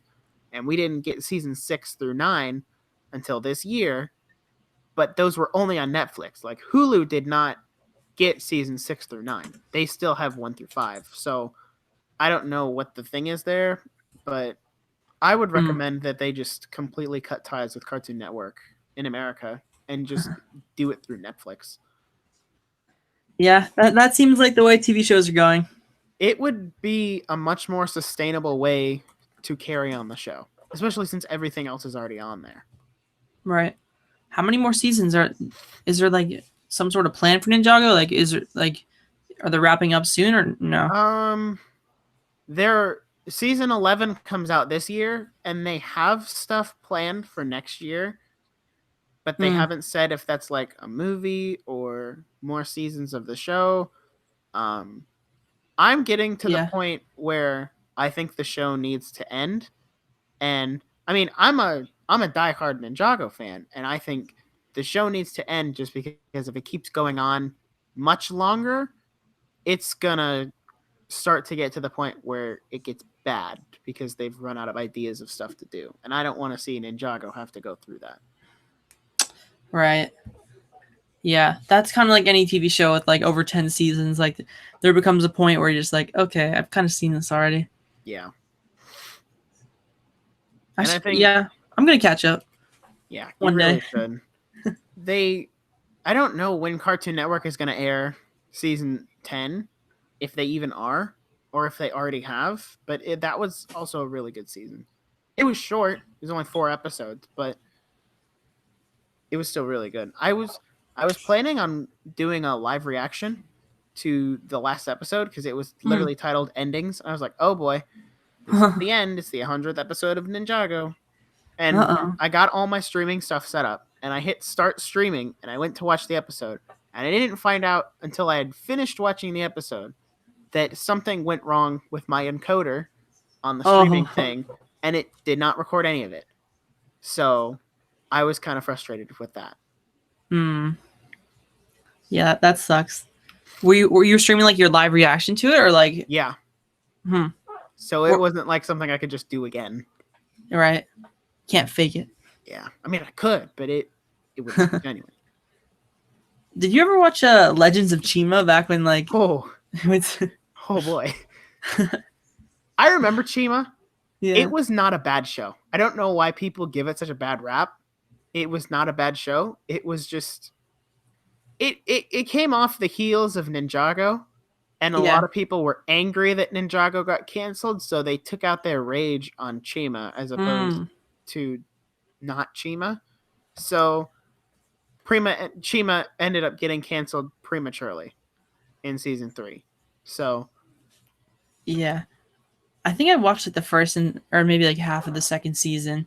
Yeah, I didn't think it was like so bad. Like it was clear that it was, a decent show. yeah, it was trying to be the new Ninjago. That's true. With the whole like elemental like fire and ice and like all that, but yeah. I guess it just didn't really catch on. Some of the characters were funny. Oh yeah, they had great character designs and characters overall. It just Chima and Nexo Knights to some degree never really hit that snag that Ninjago did. So I don't know what it is about Ninjago. Like, I don't even know what hooks me into the show. I would say it's the characters, but then at the same time, I'm like, if you take out the characters, the show would still be interesting if you did world building. So like, I don't really know.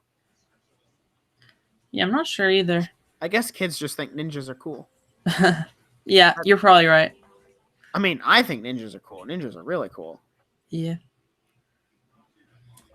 But I guess that would bleed into why the city theme is so popular, because it just does stuff that kids think are cool, like trucks and cars and trains, and now they're doing space, and they're making more Jurassic World sets because kids think dinosaurs are cool, and that's I was very surprised to see them like release more images of that. I was like, what?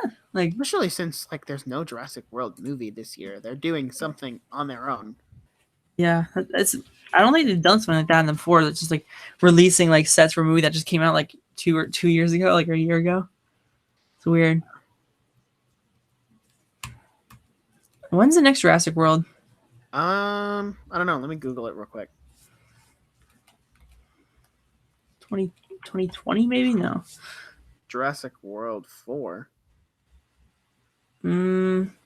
Jurassic World 3, June 11th, 2021. Okay. So we've got a while. Yeah. We got a good 2 years. Yeah, that's 3 years in between each movie. That's not bad. Did you like the most recent one? I thought it was good, but that's really all I thought. It was good. It had Chris Pratt in it, so I went and saw it anyway. Oh, right, yeah. I think the first Jurassic World was way better than the second one. Yeah, I haven't watched it a second time, so I'm actually kind of like blanking on like what actually happened. But I think when I walked out of the theater, I thought it was pretty good. Which is funny because I got the DVD for Christmas and I have not watched it. I got Infinity War for Christmas too, and I've watched that like 4 times. Yeah. So that's kind of me with like Black Panther. Like I bought Black Panther, but then I haven't actually watched it like since it came out. I thought Black Panther was good. I don't necessarily want to watch it again. That's kind of how I am with all the Marvel movies that aren't Guardians of the Galaxy, Avengers movies, Civil War, or Iron Man movies. Yeah, I agree. Civil War is very rewatchable. Especially since they're all on Netflix too. Like if you don't have the DVD. Yeah. It's great. Yeah, I'm like reading like a Jurassic World 3 to hit theaters in June 2021. Yeah. I hope they end the Jurassic Park franchise after that. Mm. Let it die. Are they owned by, they're not Disney. They're Universal. Yeah. Although Universal kind of needs it. Their Harry Potter franchise is dying Yeah. over here. They need something. They do need something, yeah. They I I walked out of the theater after seeing Crimes of Grindelwald. I went and saw it with a friend, and we were both kind of average Harry Potter fans. Yeah. So we went and saw it because it was a new Harry Potter movie. Yeah. Especially since I had just watched all of them, and I was like, "Oh, I'm invested in this now." Hmm. We both walked out of the theater, and we're kind of like, "I don't know how I feel about that movie." It was okay, and then I went to school and told all of my Harry Potter nerd friends that I thought it was bad, and they just completely tore me apart. They were like, "Well, actually, it does this, this, this, and this." I was like, "Yeah, but it just felt so long." Like, Yeah, it is a long movie. I recently rewatched it like about a month ago, and I would say it's pretty rewatchable, and I'd say it's like a decent movie. I know a lot of people like don't like it, and I mean that seems to be the theme with every movie that comes out. You know, now kind of like half the people like it, half the people don't. But I mean, personally, I like it. I thought it was like well written, and I really like Dumbledore's character, and I did like the direction they went. Like even though I didn't like Credence Barebone like the first movie, like I thought they went like a pretty good direction like the second time with like the whole like storyline with Nagini and like yeah. yeah, and I don't think the movies are inherently like overall bad. Like the Harry Potter movies are good. Mm-hmm. I think Fantastic Beasts is falling into the same trend that the Star Wars prequels fell into. Is they're trying to shove too many references into it, and they're trying to create too many. Like, was there any? I think you would know this, but was there any precedent for Nagini being a person before this movie came out? There was not, no. Exactly. So Yeah. They tried to they're trying to make their own thing. which it was cool, but at the same time, it's like, did we really need that? Yeah, and I will also say now that we've discovered that Credence is a Dumbledore at the end of the movie, it's kind of the same situation where there was no like context to that throughout Deathly Hallows when we learned about Dumbledore's entire backstory. Like we haven't heard about this guy at all. So it is a little bit weird, but at the same time, I mean it's a spin-off, so I'll let them do what they want as long as they're not gonna like make it too like out of place in like the Harry Potter world. Yeah. I don't think J.K. Rowling is helping, but I'm not going to get into that. So many people don't like her, I know. That's a different topic for a different podcast. Me personally, I'm just like, okay, just like she can say whatever she wants, but yeah, you're definitely right. It is making things worse, but I don't know. She needs to just not do that and we'll be fine. Yeah. I don't know. I have some mixed feelings about it. Like on one hand, I know you don't want to get too into it. Like on one hand, I was like, you know, she's trying to be like a little bit more inclusive and that's good. But then also on the other hand, she's kind of like disrupting what was already there. Exactly. Like, but I have mixed feelings about it. The one thing I will bring up is the Hermione is black in the books. Right. That's just not true. Because there's a line in the book where I did see that line. Tone, and she is not black. But let's say you were to make that change. It's a lot easier to republish a book with that change in it than it is to completely remake 8 multi-million-dollar films. So if you change that in the book, then it's not going to line up with the movies that they're definitely not going to remake.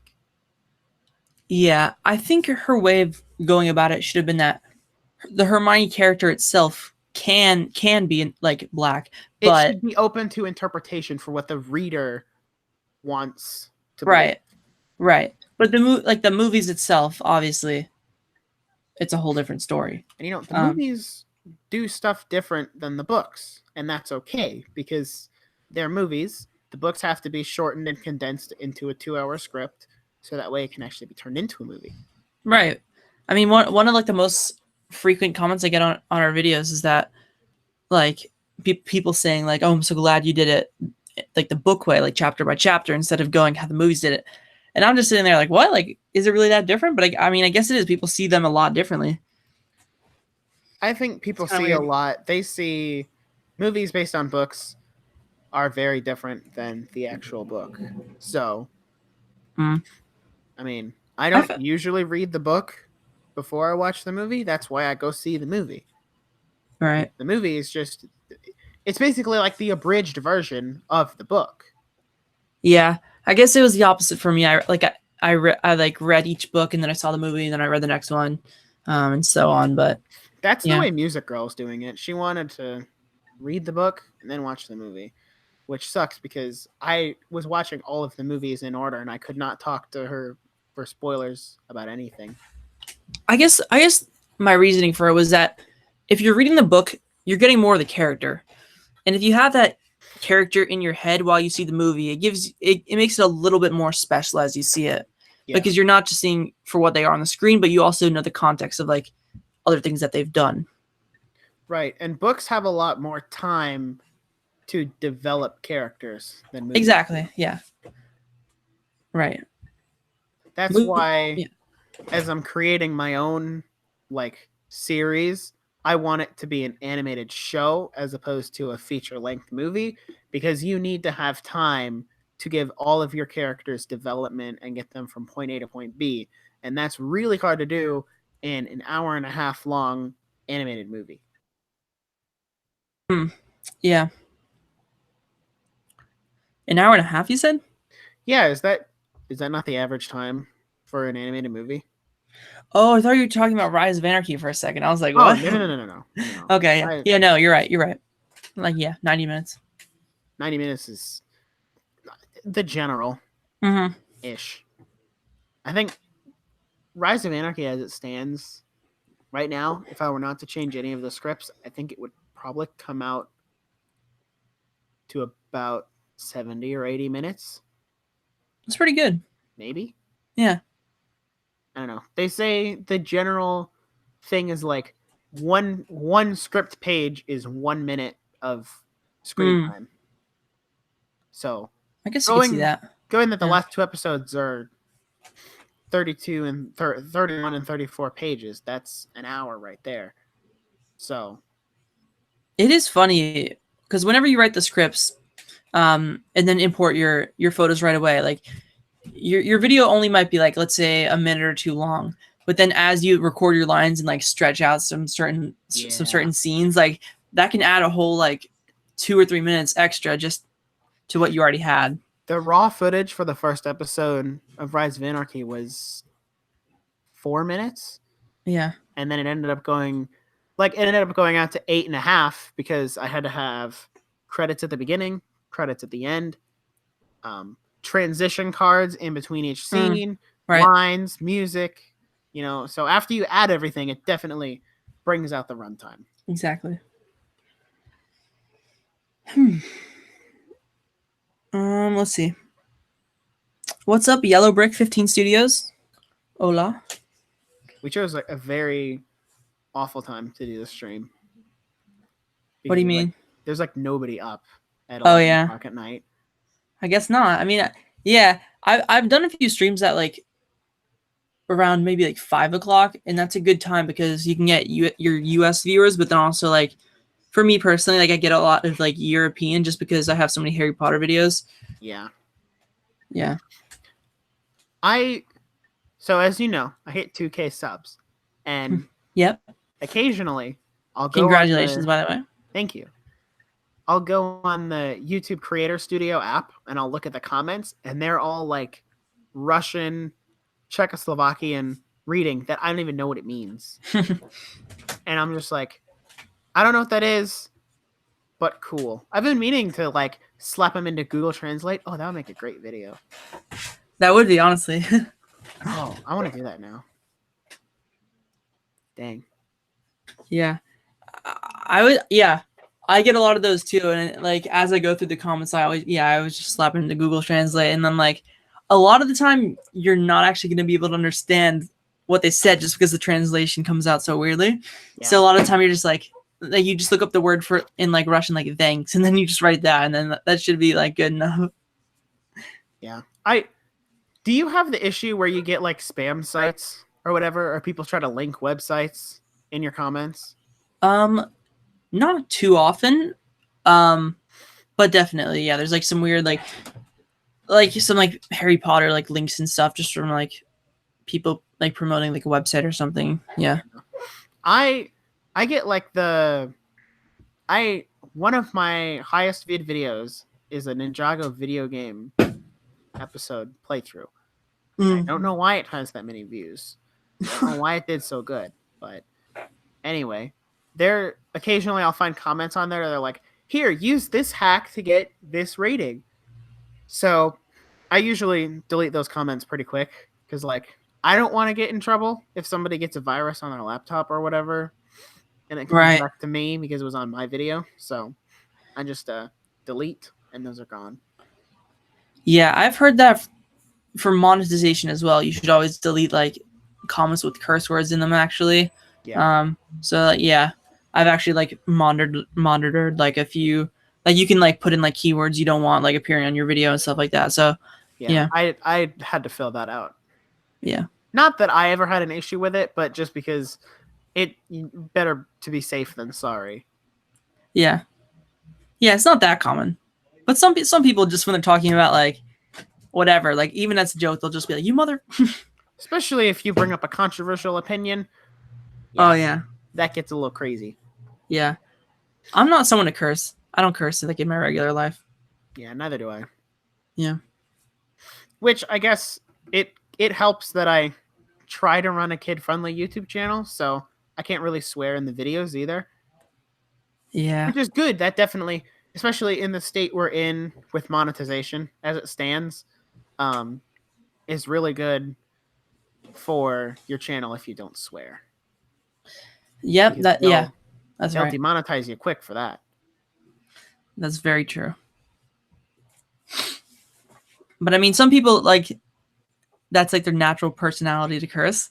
So then just they have to like bleep every second of their video or they decide not to and then yeah, they're demonetized.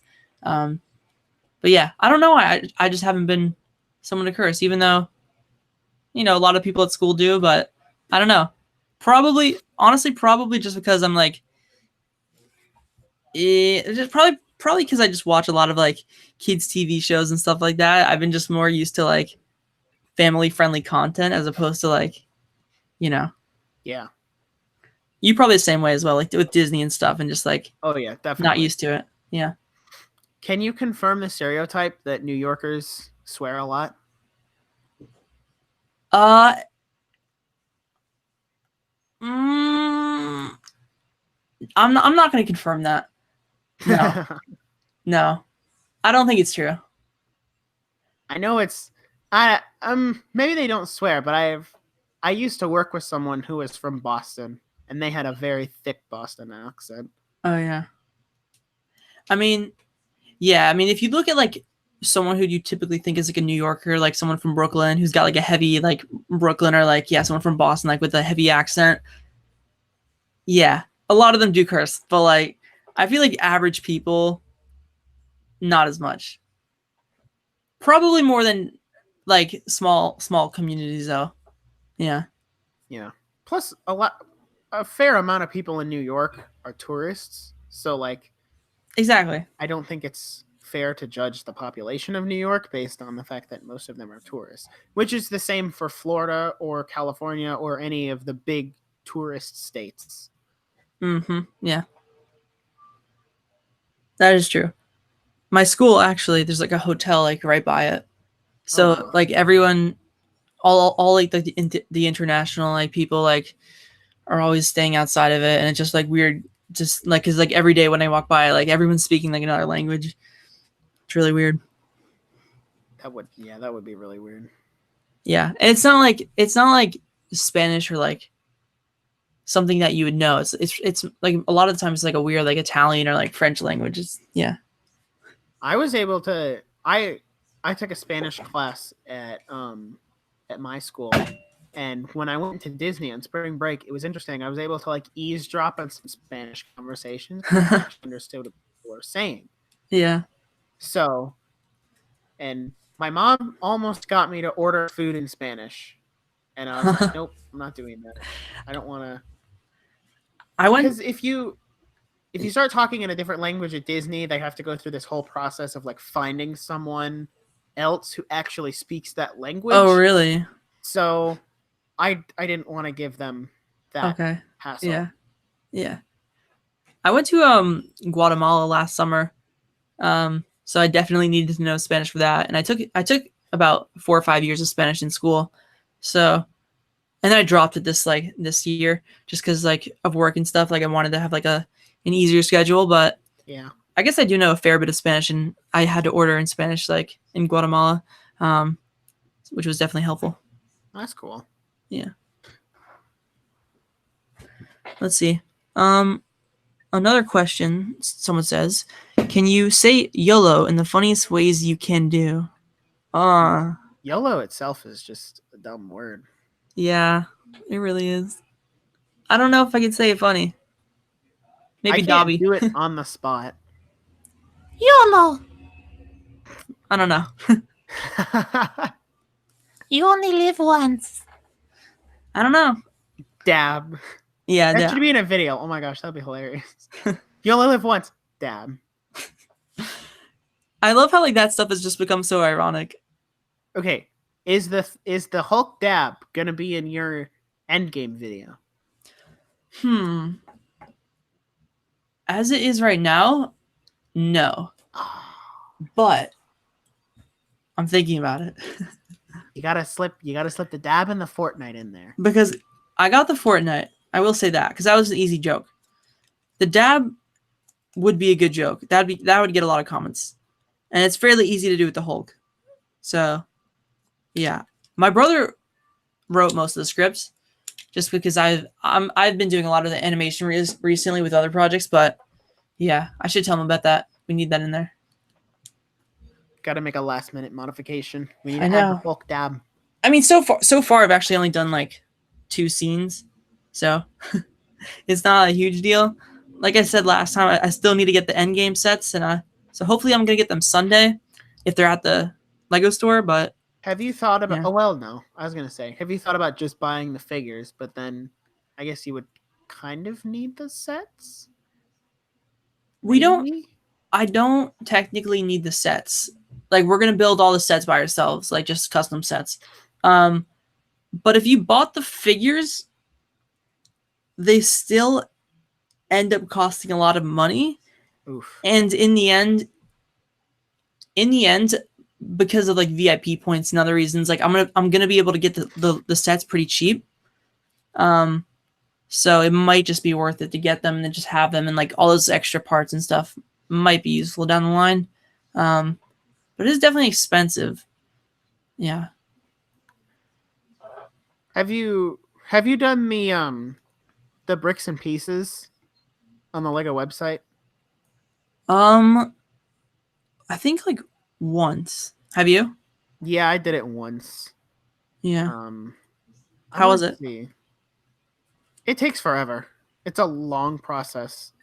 Like from order to delivery, it was What were you getting? about a month. I was getting it was a mix of pieces. I ordered some what was it? I ordered some pieces so I could do some brick built spinjitzu, and I also ordered some torso pieces from some Ninjago sets. Honestly, Bricklink is the way to go. I've used Bricklink so many times, and they've all been like perfect. Like they've even come like earlier than expected. I've never done Bricklink. I need to. Bricklink's great because the pieces are so cheap. You can compare the prices right there. You can select the stores that are closest to your state. And yeah, and they have like literally everything. And if you find like one store with like a good piece, you'll most likely be able to find other good pieces from that same store. I kind of wish that it was like you could like have like one, like you could order from like multiple at the same time. But yeah. Oh yeah. So what's the payment process like? Do you go through PayPal? Is it I've been using PayPal, but I think recently they've added more options. So yeah, it might be now that you can set up some sort of like Visa card.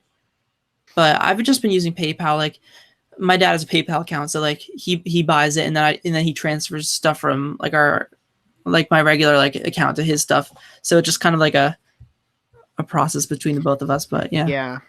That's how I order stuff because I don't have like a debit card or anything. I pay cash for pretty much everything. Right. So if I ever order stuff online, I'll just use my mom's card and then give her the cash for it.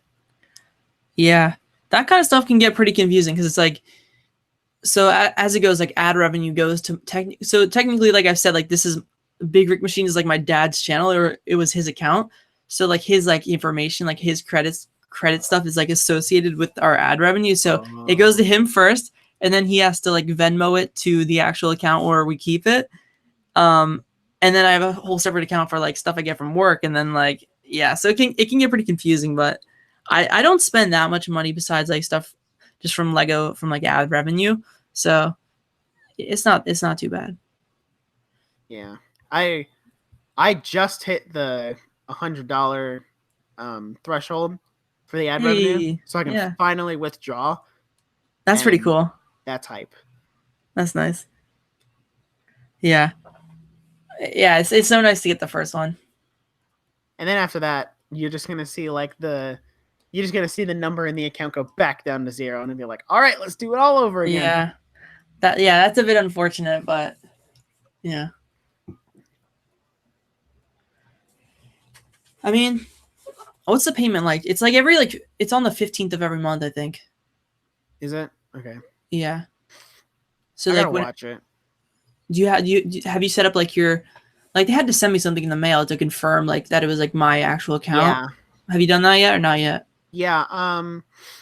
So they sent me the thing in the mail to confirm that it was my AdSense account, and then when I linked it up to my bank account, they made a deposit into my account, and I had to type in what that amount was to confirm that it was my bank account. Okay. So you got the money? Yeah, pretty much. I haven't transferred the 100 over yet, just because I'm kind of letting it sit there until I'm ready to pull it out. Because if I pull out the 100 now, I'll end up spending it and not have any money for the Death Star. So, okay, that's for the Death Star, yeah. And plus, I'll earn a little extra. I'll earn a little extra revenue in between now and the time I get it. So, hopefully, between YouTube ad rev and working, I'll be able to have enough to get it by July. That's pretty soon. Yeah, I'm excited. The Stranger Things set does not help, though. Oh, getting temptations, I see. Yeah, because I wanted that Stranger Things set. I've been waiting for that. Ooh. And it came out, and I'm like, gotta put all the good stuff out this summer. I'm actually trying to save. Thanks. Yeah, I'm glad I'm not a fan of Stranger Things then, because I also kind of need to save for all the Harry Potter stuff. Yeah. Yeah. This is the first year they're actually releasing stuff on June 1st as opposed to August 1st, because like usually their waves consist of May 1st, March 1st, August 1st, September 1st for Star Wars, and then that's it. Occasionally they'll do a wave in October. It depends on what they've got coming out. But this is the first year that I've seen them actually do stuff in June and August. So, man, I'm really wondering what happened to Carlos. He did not respond to my message, and I don't know where he went. Almost like his phone broke. It's possible. I don't know. I really don't know. Well, I think I'm going to go ahead and call it a stream. All right. So, thanks for coming on. We definitely need to do this more. Yeah. With Carlos, possibly. Yes, we need to get on that. I know. Oh my god. All right, so possibly next time we'll have him here, but Possibly. guarantee. guarantee. See, next time we need to do it on his channel. Then we can guarantee that we got him. Yeah. All right. That's a good rotation, actually. Because I did his, then we did mine. Now I'm doing yours. Then we'll go back to him. Yep, we just go in that circle. That's actually a good idea. A little good cross promotion for everyone. Right. All right. All right. It's Well, 11:10. Wow. yeah, we went for a good 2 hours. So, Solid. all right. Well, I'll talk to you later. All right. See you later, man. Bye.